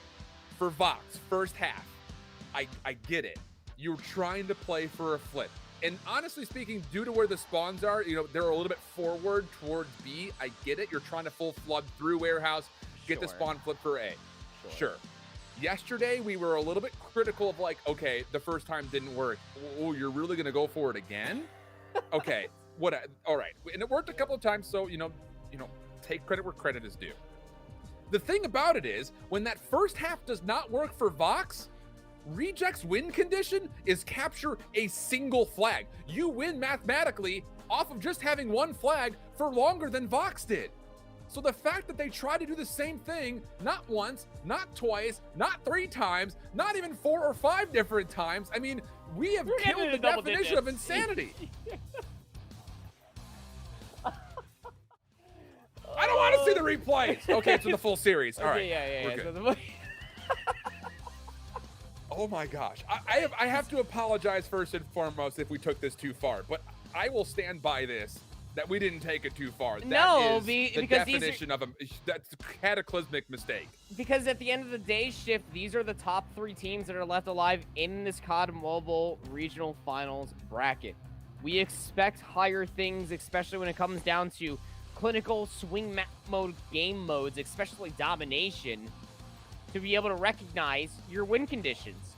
Because we should be loading into a takeoff hard. We were robbed of a takeoff hard point. Yeah, because really Reject threw. Yep.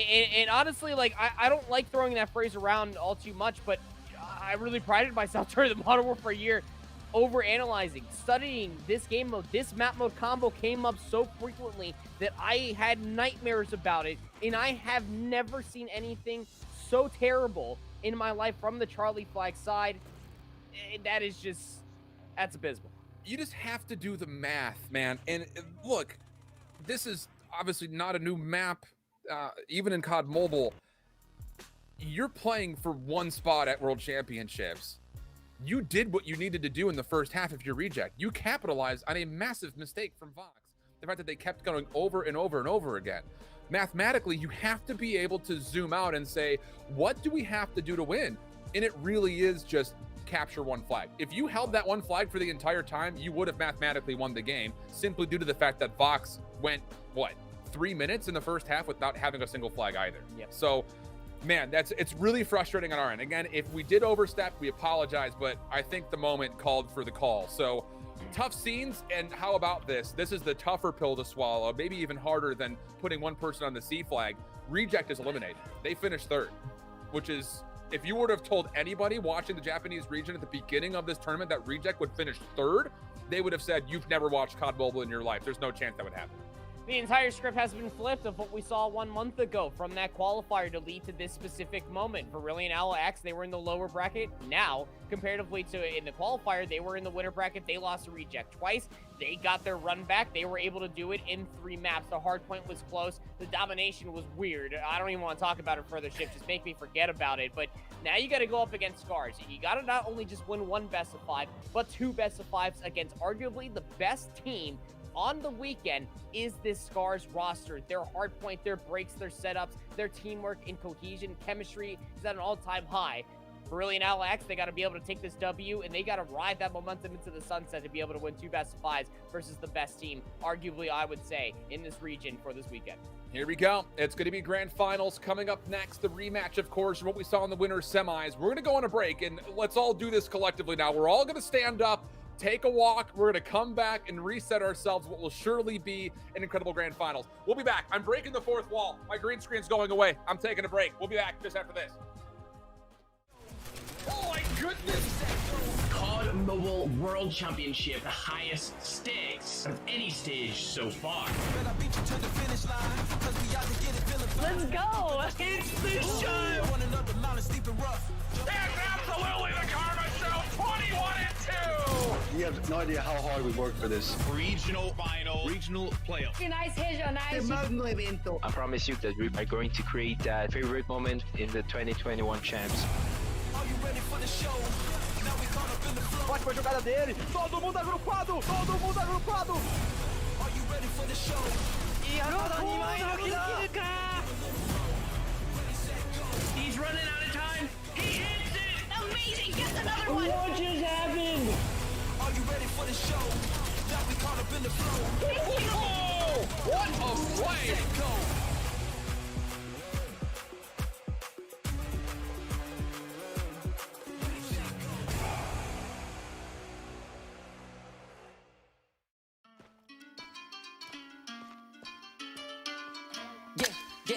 No me hagas mostrar a la buena el mejor, a la mala normal. Yo no sé de rapear.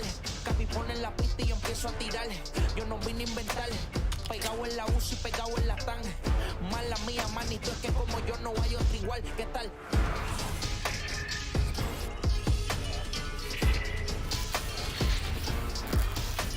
El tiempo te lo estoy cambiando. 50 formas de seguir facturando. El género cambia para adelante y lo parto. Tranquilo que este flow yo te lo reparto. Que sepa.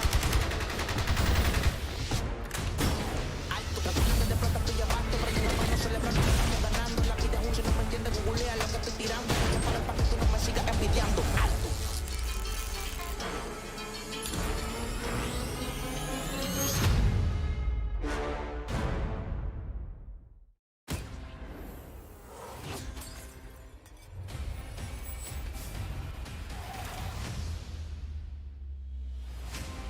Brace yourselves. More flashbacks incoming.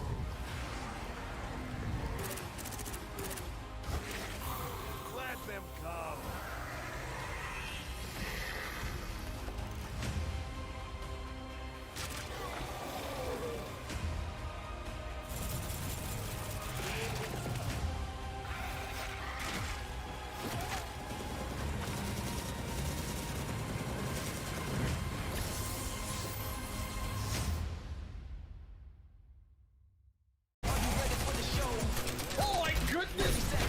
COD Mobile World Championship, the highest stakes of any stage so far.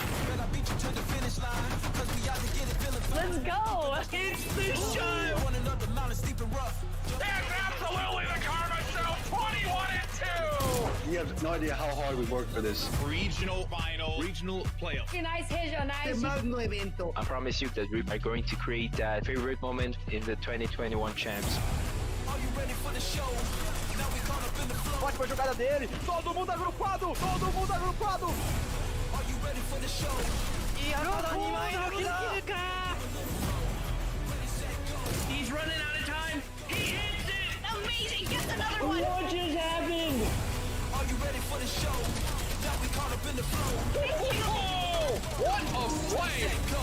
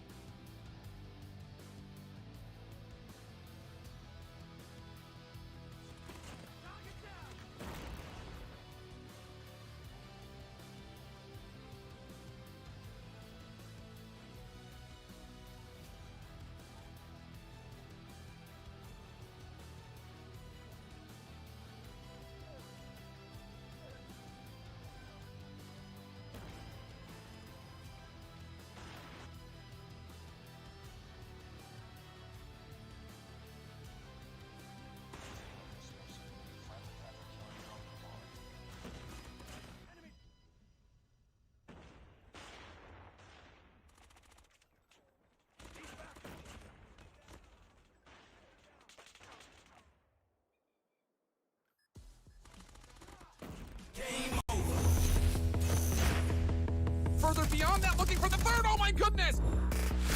I'm taking it up a level, gonna even that score. Oh, and he's able to get both! Hit that floor every day, all day. All I do is win. I'm the best in the world. Now let the games begin.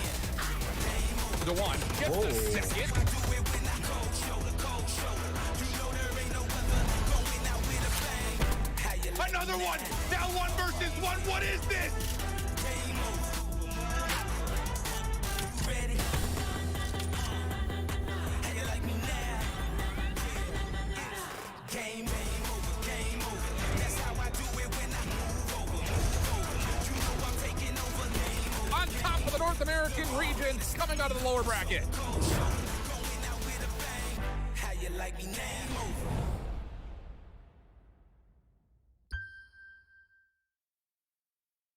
Game.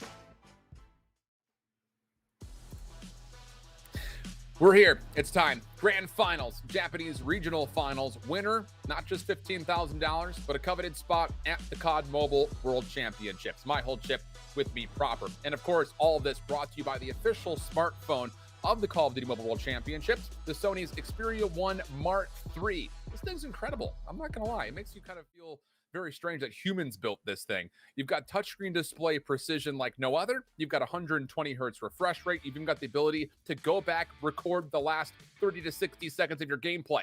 What can it do? I am about ready to put a saddle on this thing and ride this thing to Mars, because that might be the only thing it can't do proper. Well, you're definitely going to the moon with this thing, that's for sure. I mean, That's for sure. You had me sold at 120 hertz. I mean, that's enough to bring my COD mobile game to the next level, because it's already pretty bad just playing on what the phone that I have right now. It's so outdated. But yeah, love that phone. Definitely would love to get my hands on it to at least see what a game could even look like in the palm of my hands with 120 hertz. Palm of my hand. Yeah, in one, I don't know about you. I actually don't know this about you. I actually do have like not big hands. Like, I'm wondering if I could even like hold that phone. Like, what I need like a stand to kind of sit there. I don't know. My elbows kind of cramp when I play mobile games. I get like locked in, and I feel like my old age just doesn't allow me to be as just gotta put a pillow on your lap. You'll be all right. That's actually accurate. Pillow, I need to be a doing blanket, that. Yeah. You're settling into the age at that point. You'll make it. Well, we don't want to get too comfortable speaking about all these things, because this grand finals is about to be unbelievable. Scars and Vox squaring up against one another, a little bit of a rematch from what we had in the winter semifinals. We have a chance that we can take a look back at the brackets just to see how exactly both of these teams have gotten here. And for Scars, they're essentially putting on the cosplay of what Reject had done in the opening qualifiers to get here in the first place. They take down Vox in the winter semifinals on the bottom side of your bracket in 3-0 fashion. Now, granted, a couple of those maps pretty darn close. It was a really good series, but still a 3-0 nonetheless. So that's the number 2 seed out of your way if you're Scars. Then in the winners finals, you play up against Reject, the number 1 seed here in the region. They defeat them at a 3-1 tally. So they get into the grand finals with the advantage of having a second best of 5 if needed. For Vox, a little bit of a lengthier run is obviously required for them to get through the lower bracket to get back into the grand finals and have a chance at the rematch, in which they were able to take down the Black Knights in 3-0 form, as well as BBB Tokyo. And well, the Vox versus Reject series happened. We'll talk about that. We'll do like Ted Lasso suggests and be a goldfish and just carry a 10-second memory about that domination. But getting forward and kind of looking back, maybe more appropriately so, to when these two teams had played before, where are your expectations as far as this grand finals is concerned proper? I mean, everything that we were seeing in the praises of what Vox were able to do versus the Reject, and everything that they've been able to do in the lower bracket side so far, Shift, has been dialed up to 12, especially from the Scars roster. Throughout the entirety of this weekend, since day one laying eyes on this roster, it has just been phenomenal teamwork. And it's even beyond that, too, that you have a lot of different players represented here on Scars that can go huge and that can be that X-Factor player. Brilliant Alex, they do have that. But when they were teed up against each other in that winner's match, it just did not look like it at all. At certain instances of time, Scars were just able to hit a different level. They hit the gas pedal all the way to the core of the earth in some of the instances of that search and destroy. Their adaptation and then the teamwork carrying over in towards that domination, it has to be there of what we saw from Vox earlier on in the day, at the end of last night as well, if they hope to reset the bracket here. The biggest thing for Vox, kind of maybe exclusive to what we had in the first day, is that they're carrying not just the hot streak from the first series, but they're carrying it through into their second series. You're a little bit worried about that, I think, collectively, after watching Vox struggle immensely versus Scars yesterday. No struggles to be found whatsoever versus Reject. So we jump on into map number 1. We'll have the ability, hopefully, to come back through and take a look at the full 5-map series as we have a chance to. But with takeoff for map number 1, we already know what Scars can do on this map. They've been great on it all the way throughout their upper bracket run. Looking to repeat that here to try to find some early favor in this first best of 5. Starting off on the favorite side, though, will be Brilliant Alex. What can they do from this position? They have looked good starting off on this side of the map through so many different times through this weekend shift, and they're going up against the juggernaut that is Scars, who are just more than savvy to meet them at the gates. One more player laying prone, and Will Fantajin, who had a great series earlier on in the day, starting off hot.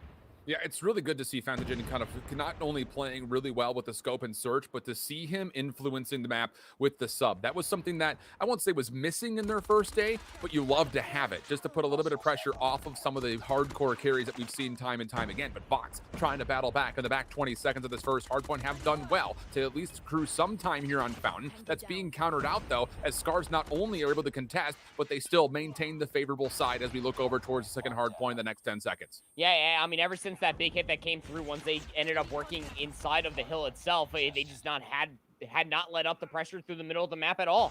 Look at the scoreline. It speaks volumes for what Scars have been able to find ever since you thought that Vox were getting all comfortable inside that hardpoint. Now P2 is popped. The battle for the high ground. Nice. So far, so good for Vox. These are great kills coming through in their favor. You just got to push through, make sure that nobody spawns in, and that's going to be the case. Scars spawn out.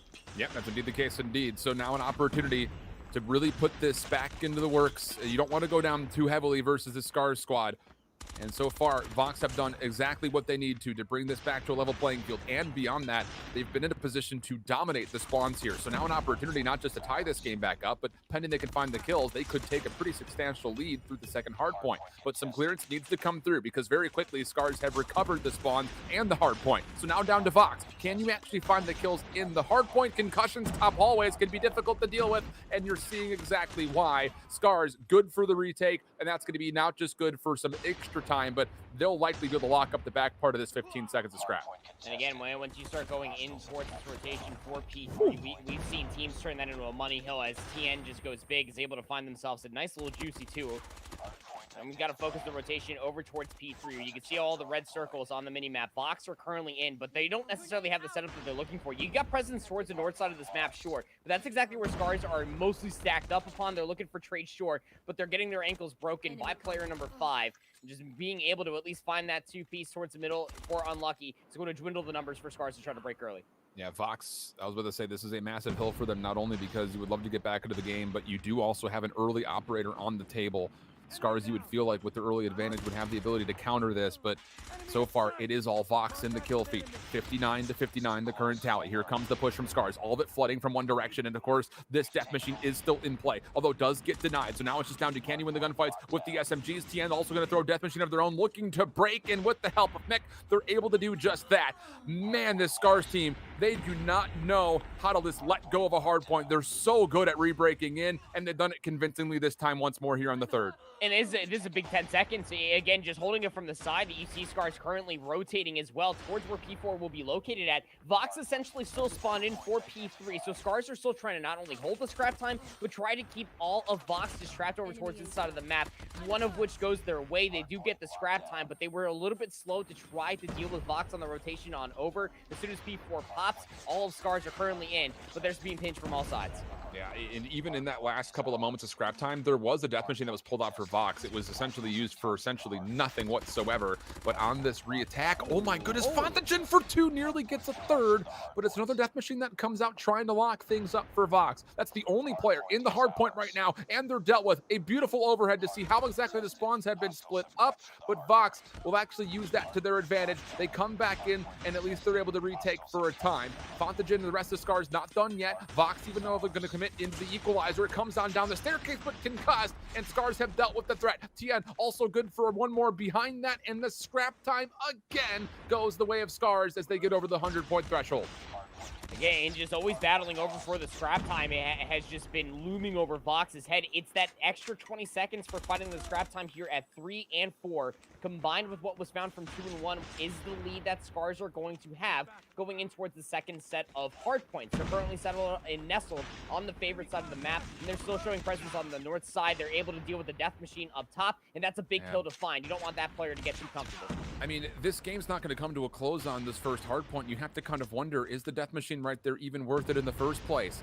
So Scars deal with another tool, making this shed a bit more bare here as far as what resources are available for Vox. They need to do this the hard way, and the kills are starting to come through surrounding this fountain, but you still have TN and the rest of Scars looking to overwhelm from multiple angles. Can this be dealt with? Vox able to say yes to the first. TN from the side, stunned up his cast, not quite able to get the ADS back up, and there will be a couple of even exchanges coming through. Scars looking to get right back onto the hill. 20 seconds left to play for, and it looks like Vox are starting to recognize, hey, we need to make sure we don't lose sight of what's coming up next in the second hill.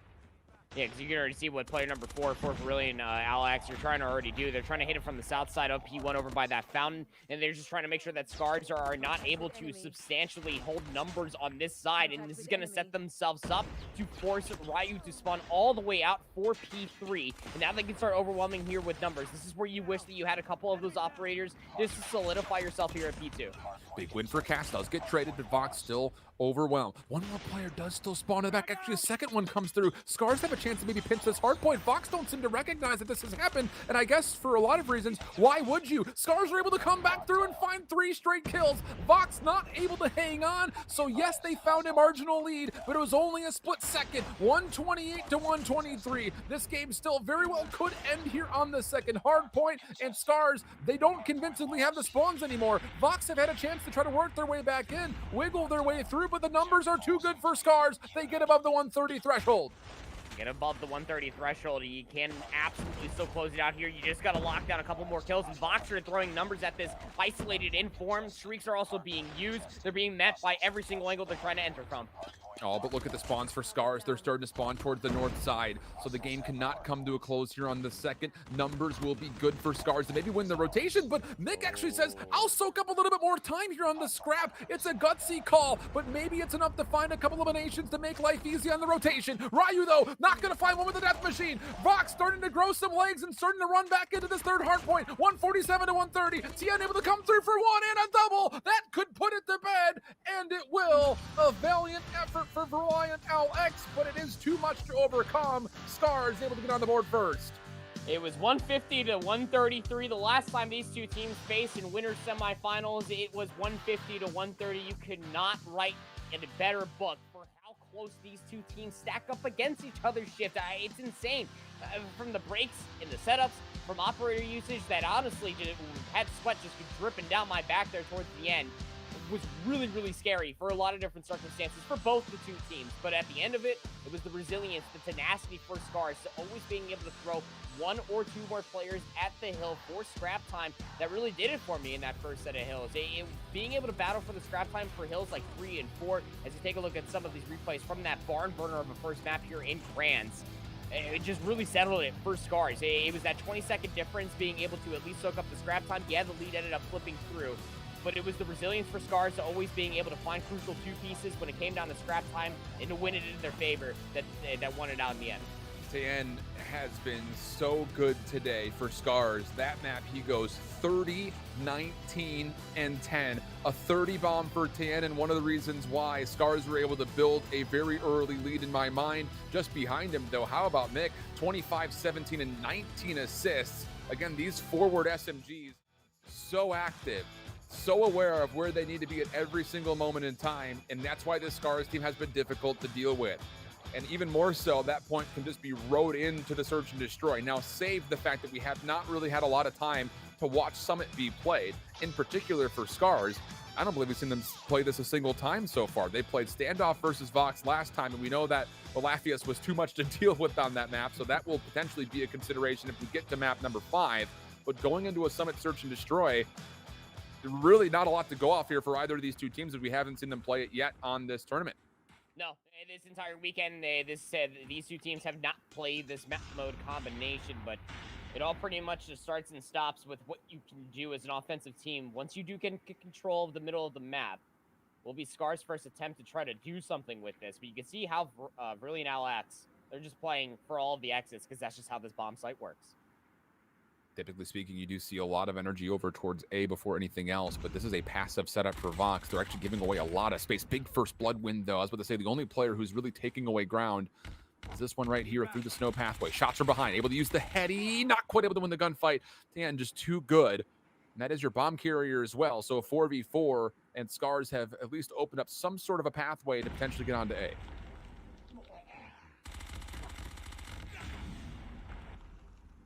Tan able to find one more behind this. Ryu as well, and oh my goodness. Okay, I was going to say, if that was Tan who found that kill, that's unbelievable, but not the case, not needed.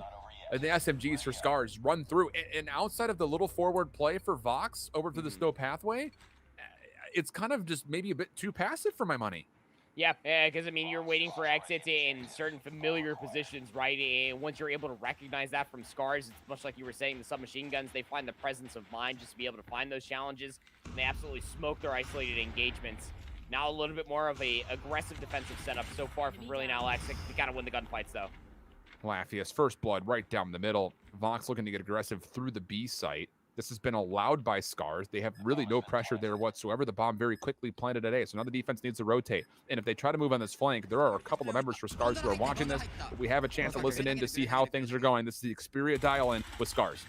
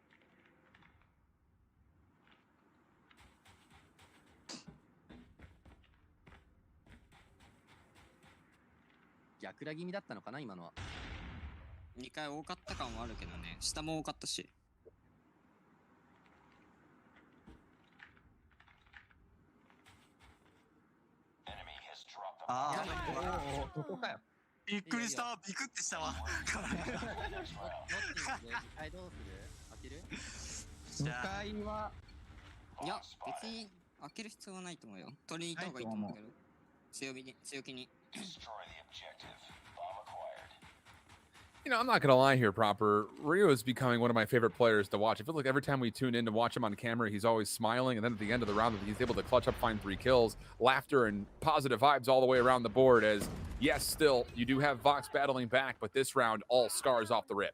I mean, that's how it felt earlier in the day, too, right? I mean, this Scars squad is just having a good time. So strong in the vibes, man. I mean, they're here for the cash. They're here to represent their country. But most importantly, they're here for a good time. And as far as this push is concerned for their offense, a lot of presence in the middle of the map. It's just going to be this remaining player at number 5 for Vox to try to make this 1v4 possible. They're inside. But they're going to get scouted out from Mike up top. And it just comes down to, if you're going to meet Scars in the middle of the map like that, you better best have the gunny ready and centered properly for where these angles are coming from. Because if Scars have a 50-50 like that, they'll probably win it about 8 times out of 10, I would say. It's like I'm sitting here, like, hand in my head, just kind of shaking my head a little bit, because this has been immaculate from Scars. I mean, all of the things that we were questioning about, you know, is it just some teams coming in trying to outfrag their opponents? That hasn't been the case any step of the way for Scars. They have played as a collective every single minute of this tournament, and it's panning out in a huge way. From the offensive side of Summit, up 3-1, last round and a half, looking to find a 4th. Long-range shot, though, brilliant from Vox, able to give themselves a numbers advantage defensively, 4v3. It just kind of resets everything, too. You can see with Scars and these 3 players remaining, I mean, they're up top, essentially on P2. Don't really know what to do. I mean, you just hope that your lurking players can find something, but you lose Laphius just trying to finesse through the middle of the map. Mike soon to follow. It's just going to be poor TN, bomb in tow and everything. Last alive. You got to think that this is going to be a round win for Vox. Presence has already been felt. In the backside, TN just trying to finesse. You got a minute left to play, so I mean, this is doable. Oh, and he finds another isolated 1v1. Wait a second. It's very doable. The problem is he's going to probably have to go through Cass's Holger eventually, unless he rotates back over towards A and maybe catches a timing through the ski lift. The problem is, do you check your corner? Sure does. TN, another one. 1v1, trying to finish off an incredible 1v4 ace. Resets the fight as Cass was also tagged down low. 35 seconds and a free bomb site to plant off, and that will be utilized to maybe turn the objective into his favor. But where do you want to set up the post plant? Because Cass is behind, but he takes a couple of shots. That will give the information. Nades over the top. Not going to fully commit. Counter nades also sent through. Now it comes down to who's got the better gunny. Tan over the heady on the bomb site.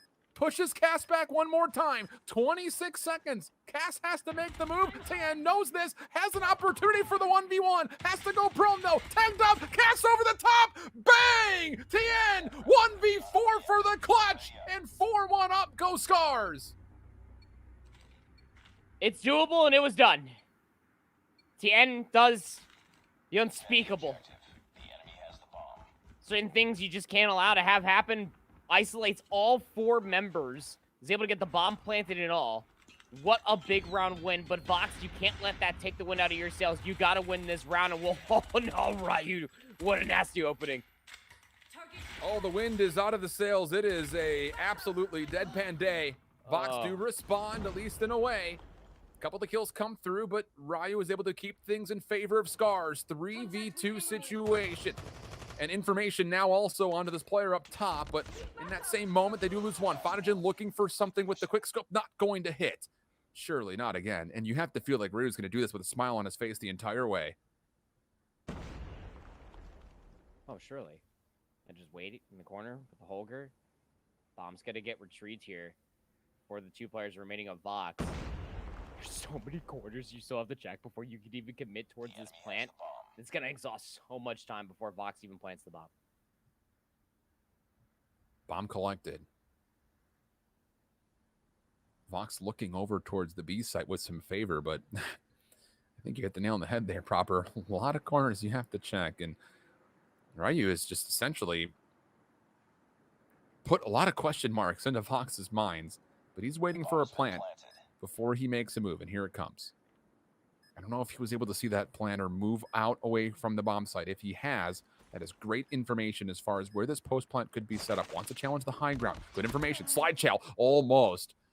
But there were 2 players there, and there's that smile. Even in defeat, 4v2 situation turns into a 2v1, and now Scars still up 4-2, but Vox looking to strike back on their attack. Yeah, it's one of those things. We talked about it yesterday with the Holger. You know, the thing packs a wild punch. It has a very deep ammo reserve. That ADS time when you're put in clutch situations like that, that's when you feel the timing was great and all. But a big round again, much for Vox coming on their first offensive round. They needed that round win. You don't want to be 5-1 and have to win all these offensive rounds in sequence. But can you build momentum off this? A lot of presence through the middle of the map.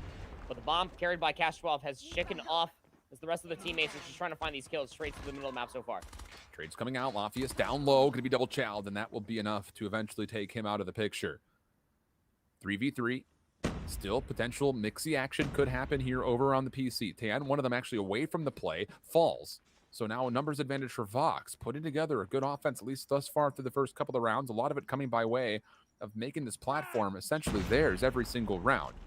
Set nade over the top, not going to quite connect. Unlucky on the flank. Playing through connector. Timing would be very favorable, at least at the moment, for him to come around from behind. Finds the first trade will be there. 1v1 we go. And Cass looking to red dot chase. Just goes right over the top, but misses the timing. And Mick underneath has at least eluded him for now. Well, top-down warfare underneath the stairs. Did go Mike, but unlucky. Just might be looking for the timing so that way they can try to slip the network their way over by the snowpath. Try to work this plane over at A. Just clear this little bit of a spiral path, and maybe you just try to stick it. No, he's just going to full wrap all the way around and see if they can find the kill. You see him even looking up, potentially just getting the comms from his teammates, just potential to know any last whereabouts, where they start from the round, but Mike just hasn't moved. More patience from Scars. This could pan out nicely. Pre-scopes the angle. Wow. Free kill comes out, and a massive round. You go down 5-2, and you can almost feel not just the wind out of your sails, but the breath out of your lungs as well. This would be an unbelievable comeback in the map overall. Huge advantage here for Scars. 1 round away from going up 2-0 in the series. And look at this. It's all 5 players again. Just trying to bulldoze their way through the middle of the map. These angles that you've been holding all defense long so far for Scars have been garnering you a lot of kills. Minus just 1 round. And the Holger, it is in just hard ADS on this one angle. We'll find some damage. Not enough for the kill at the very least, but info nevertheless of where some players of Vox are located at. Watch the long flank coming in. Lafayette number 2 in red. Oh, such a good swap for our observing squad. This is the bomb carry in front of him. Cass is going to have absolutely no idea. A massive elimination, and now all of a sudden Vox are going to have to scramble, and they're going to do so by moving their way right through the majority of this Scars defense. Still playing all over PC. Mick is able to find one. Looking for more behind that. Lafias has reset, now has a little bit of help in the back, and they're going to be able to find one more tallied up. It's a 4v2. Fantajin, though, will fall. Unlucky, able to find one. Needs to do more than that. He does find a second. Can he get away? No. Tayan able to put them down, and now a 1v2 on the opposite foot. Do or die time here for Vox. In the corner, able to find one. Lots of damage, but cannot confirm the kill. And the fight resets. 48 seconds on the clock. Hey, look where the bomb's located at, too. I mean, you got to work through these players. Goes for the challenge, ends up finding Tien. So now the last player right behind him up top, maybe heard a little bit of a sound cue. Turns around immediately. Maybe they can find the challenge. We can see on the mini-map that Mike is just now starting to work their way onto level ground. I mean, he's just sniffing him. He's on the tracks. He's on the prowl. They've completely missed each other. It looked like a guaranteed kill for Mike. But time is a huge issue right here. Bomb is about to get collected. 15 seconds on the clock. He's going to have to commit to A.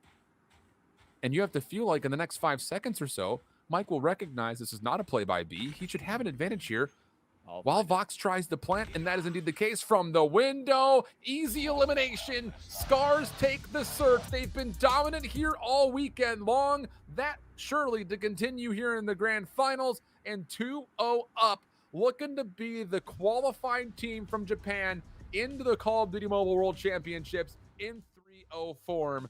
They're looking pretty primed to do it. They are looking pretty primed to do it. It's got to be a reverse sweep just to reset the entire bracket here for Brilliant Alex. And to be completely honest with you, man, I mean, just watching how that entire Summit Search and Destroy played out, it was methodical to say the least, but you really just got to tip your hat if you are a fan of the Scars roster to what Lafias is able to do on the map. They're that player that starts off in a very standard position, and then they just get bored. Within about 5 seconds, they get bored, and then they just slowly start rotating, being that lurking player, just being able to find some crazy timings, and being able to find a lot of key kills that just always make the entire enemy team, regardless of your face, you'd be like, what? He's where? We got to watch this lane now? Yeah. It's just so good to be able to see for the Scars roster, again, coming in as the number 3 seed to drop numbers like they did. I mean, 9 kills being shared, the legwork across the board. The only person that didn't drop 9 is Lafias at 5, and then you ended up having Fantagen at 2, but the legwork definitely being shared across the board. And Tayan right there, after he wins the 1v1, amped about it, and why not? I mean, it just definitely feels like the energy has been high for the Scars camp pretty much from start to finish, at least so far. Of course, the job not done yet, but it really does feel like Scars, this is their tournament from pretty much the get-go. We kind of saw that the first time they played Vox. We obviously saw that when they played Reject. They were not giving up any space whatsoever voluntarily. And now you're in a position to clean things up, and it comes to a crossfire domination for map number 3. The first time we've actually seen crossfire dom on the weekend here on the broadcast overall. So some things to be learned, but one of the big keys overall when you look at this map is, again, that B flag is a bloodbath. And if you can find a way to kind of control that building right in front, keep that double-layered building in your grasp, you should be feeling really good and positive about what you can do to kind of keep the 2 flag status in your favor. And a lot of that can come through from both the flags. A lot of teams do feel comfortable from both sides, but as long as you can work that window inside a broken or that long line of sight through middle from the Charlie flag, you can find just a lot of kills on rotating players out from C and A respectfully. The difference is that A becomes a little bit more wanted because you do get that one little extra pathway to make it back towards this flag. We'll have to see what these 2 teams try to do off the opening red. It's just, this is the thing, though. It's Holger City out here. So I feel like both Mike alongside Ryu is going to be a major impact to what happens on this map. The B flag has been captured very quickly by Vox. So recovery now required by Scars. They are starting to flood on through, and the kills are very positive to help in the effort. But there are still members for Vox nearby, at least for a time. Tayan able to find 1 elimination, nading over the crossway, and there should be a stack to try to clear this B zone out. And that looks like that will indeed be the case. Very quickly recaptured is the B flag, and now it's 2 flags in favor of Scars. Scars can work the CB hold. I mean, again, much like we were talking about, they're playing pretty long range. The 2 players that are still working with these MX-9s, so I mean, they know where they have to be playing in and around Diner, trying to cross the street if it's possible, so long as they have a Holger looking over top of their shoulder. But now it's up to VOX. They got to work their way back in towards the situation here in the middle of the map, and this is where things can get so deadly, but at least Cass has slipped the net. Will at least break away some of the defending members, but it's just for a small amount of time. It's a good start for Vox, and I agree with you in just about every sense of the way where it comes to both sides can find good influence on B. But the thing from the C side of the map is if you find good control, you can spawn trap your opponent badly behind A. Double kill comes through for Tayan. The flag does get flipped for a moment, though, so Vox an opportunity maybe to get some numbers over here and stop Tayan from finding a solo cap. He's going to be challenged. What a read that is from Tayan. He's going to look for more than that, but can't finish off the final kill. Help from afar, though, right? He was able to find 2. That'll keep the progress that's on B in play. And all you have to do is just step on this for a moment, and you'll reflip it. Good play here from Scars, and even better for Ryu on the cross to make sure that his team can get into the B flag fastest.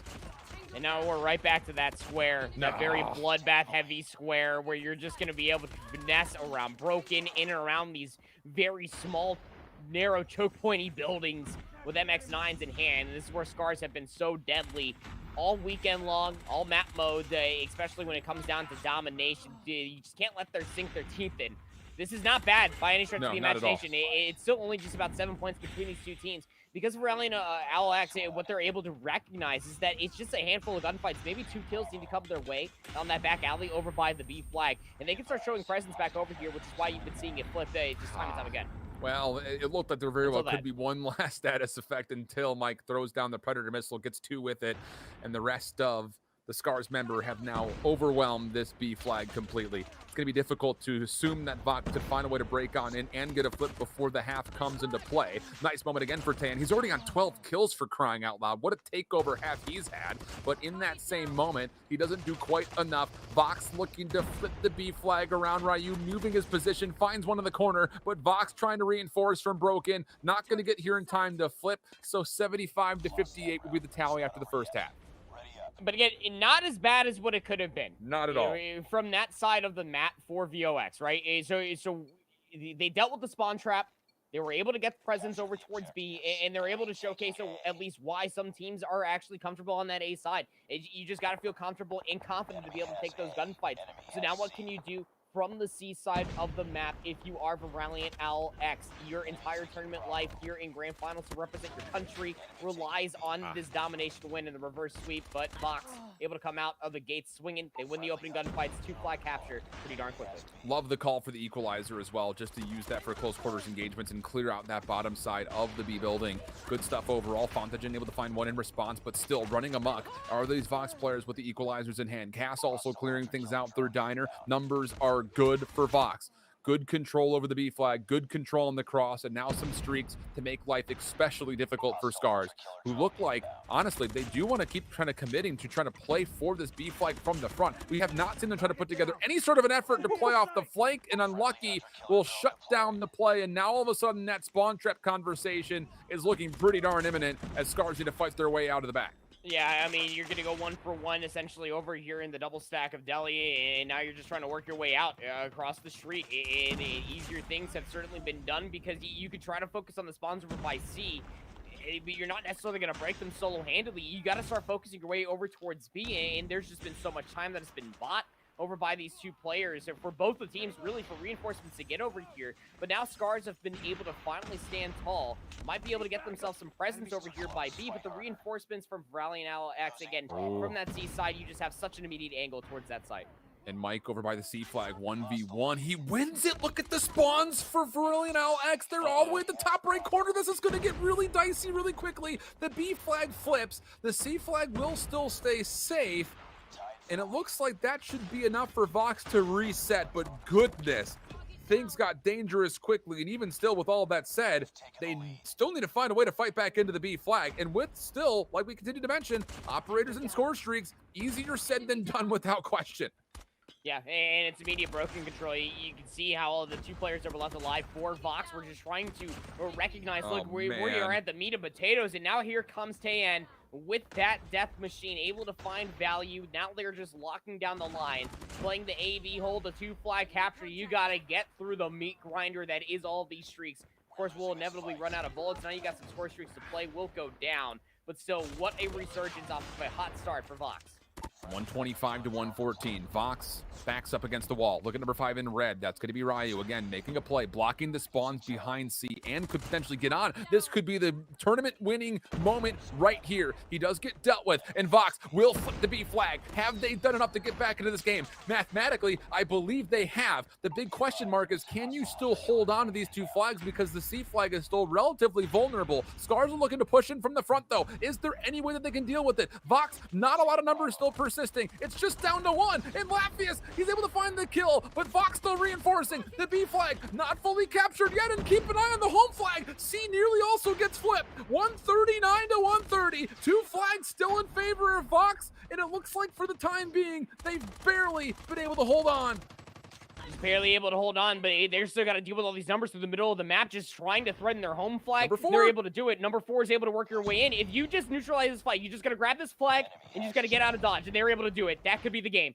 It could be the game. They have to scramble to get back over. 144 to 140. Fontagen is still playing off the back, and now Ryu, he's playing over the top of the B flag. They're going to double stack it. Smiles galore, and why not? Wow. Stars, get your passports and your visas. You're going to World Champs to represent your country. The respawns just could not be any closer between these 2 teams. I mean, that was just so much closer than what we saw back in Winter Semifinal on Raid. Now here in Crossfire, it got really close. I mean, that C flag hold from both teams were able to make the most out of it. The spawn trap we saw from both sides, but we had to ask the question when it comes down to a Crossfire domination, who's going to find the immediate value from that unfavored side? Who's going to be able to break past Diner and get their way towards the Charlie flag? When push came to shove and the lead was still there for Scars, they finally answer our question to say, hey, we can do that. We can flip out the spawns when it seems utmost timely, get ourselves on that Charlie flag when it's utmost necessary, and we can being able to punch our ticket to be able to go towards those World Finals. I mean, that's just impressive. What a run out of Scars. I think they only dropped maybe like 2 maps throughout the entirety of the weekend. Yeah, if that. 3. I think they may have just dropped 1. For Scars, it was just in the winners finals. Oh, it was the 1, yeah. Wait, it was the domination. Unbelievable. Yep. They get through the number 2 seed, not once but twice. They take down the perennial favorite in Reject in convincing fashion.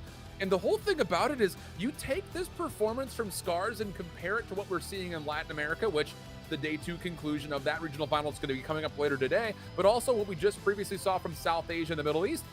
What we're seeing out of this team cohesively as a squad doesn't just measure up, it may surpass some of the teams that we've seen so far. And a lot of it was Tayen. Oh my God, did he play lights out today?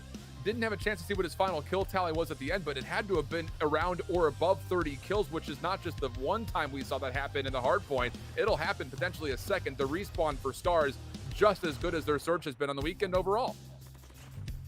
And went 26 and 17 there at the end of that Crossfire domination with 9 assists.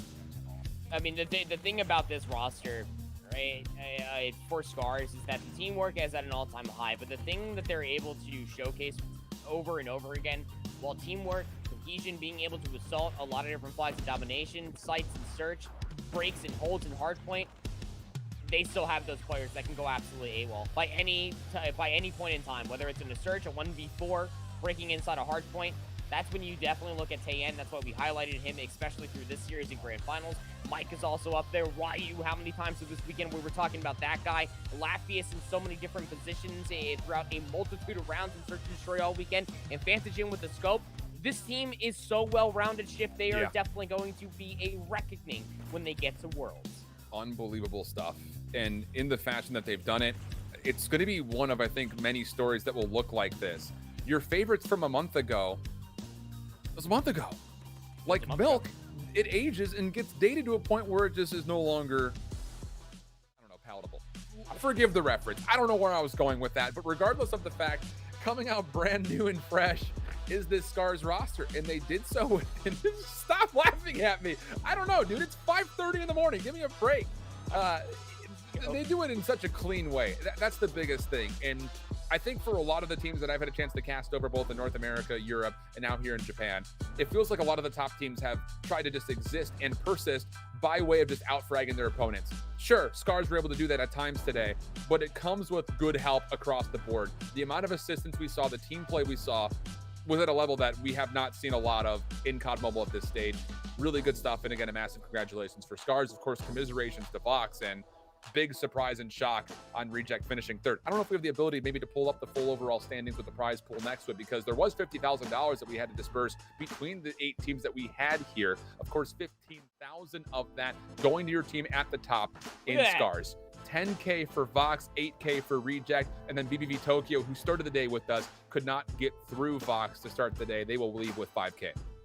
We walk in with a certain series of seeds, and the seeds up in the top 3 just kind of get scrambled around, now doesn't it? Scars walking away today as your champion. And Reject, again, you know, we talked about it. A lot of those solo individuals are mechanically gifted, sure, but the teamwork just too much to bear. On top of mechanical skill to boot, this Scars roster is definitely one to be reckoned with. Well done, GG's, firm handshakes all around. $15,000 richer, but now hit the scrims because you got to get ready for Worlds. Yeah, that's going to be a tall ask, I would say, generally speaking. And can you get the good practice if nobody else in your region has the ability to play anymore? Will they want to even scrim you after what you just did? And with smiles on their face the entire time through. It kind of reminds me of that scene from The Dark Knight Rises where it's slaughter but with laughter kind of built into the mix. That seemed to be the case overall here. Do you like that reference?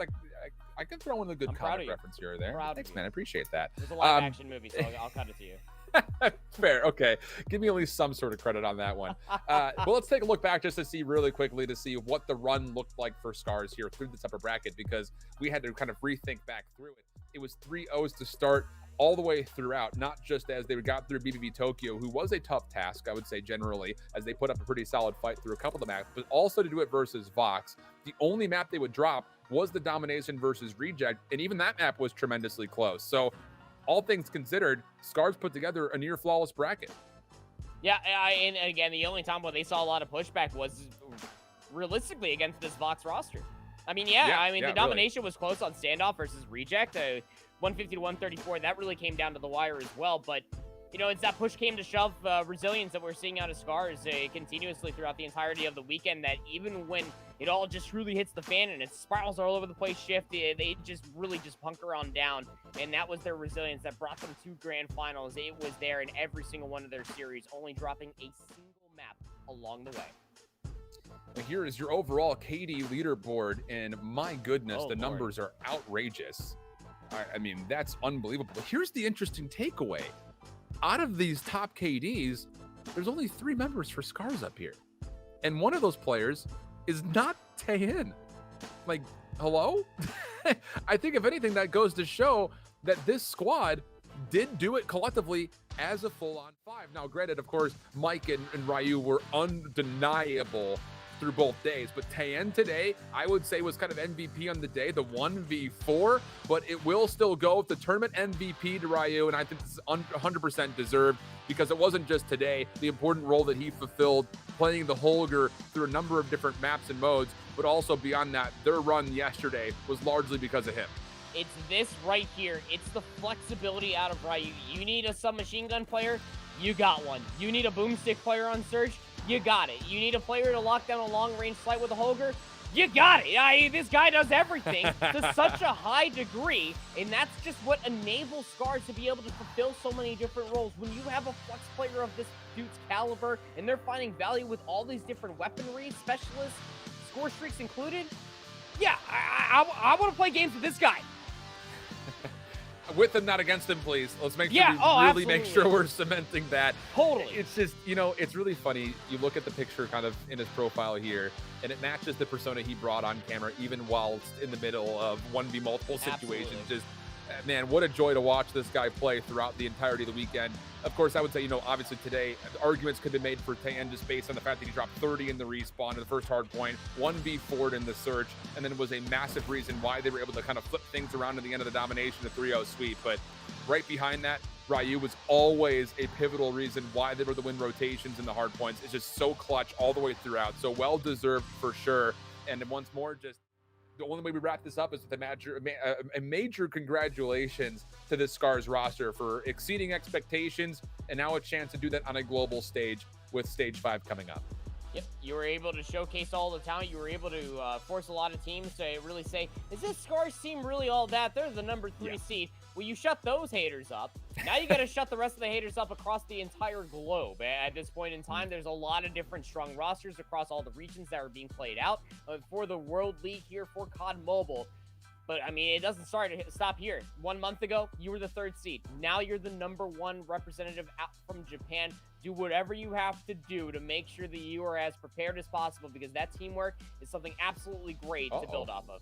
Well, your camera's too... My camera's too hot to handle here, friends. It is really warm in my room right now, so this is awkward. But I'll just be a black screen for right now, and we'll say farewell. Just picture my face, won't you? This is the first... Remember that time that I said I was going to start throwing my setup out the window? That's happening right now. You just can't see it, so just take me at my word. But hey, I will say this much, just between Andy and myself, it has been so much fun being a part of this Japanese region. And of course, if there's anything that I could say right now is that if you were a fan of Reject or Vox going in, you better back your boys here, because Scars are looking to represent your entire nation at the world stage. Final thoughts from you, Proper, before we wrap in this awkward moment. I miss you. I hear you. I don't see you though, Shiv. I'm scared. But yeah, I mean, my overall thoughts, I'm right there with you. You know, get behind this team. You were talking about, like, I don't know if anybody's going to scrim these guys, given what just transpired through this weekend. No, give them the practice that they need. They need everybody to scrim them twice, thrice, 4 times a day. I need to be able to see this team absolutely just bring the absolute heat. That's a great picture. You couldn't have chosen a better one of you there, bud. But my overall thoughts, what a joyful weekend. Yeah, it was such a pleasure. I've become just head over heels with COD Mobile. I was already a big fan of it, but being able to cast it, analytically break it down with you, of all people, Shift, it has been a pleasure.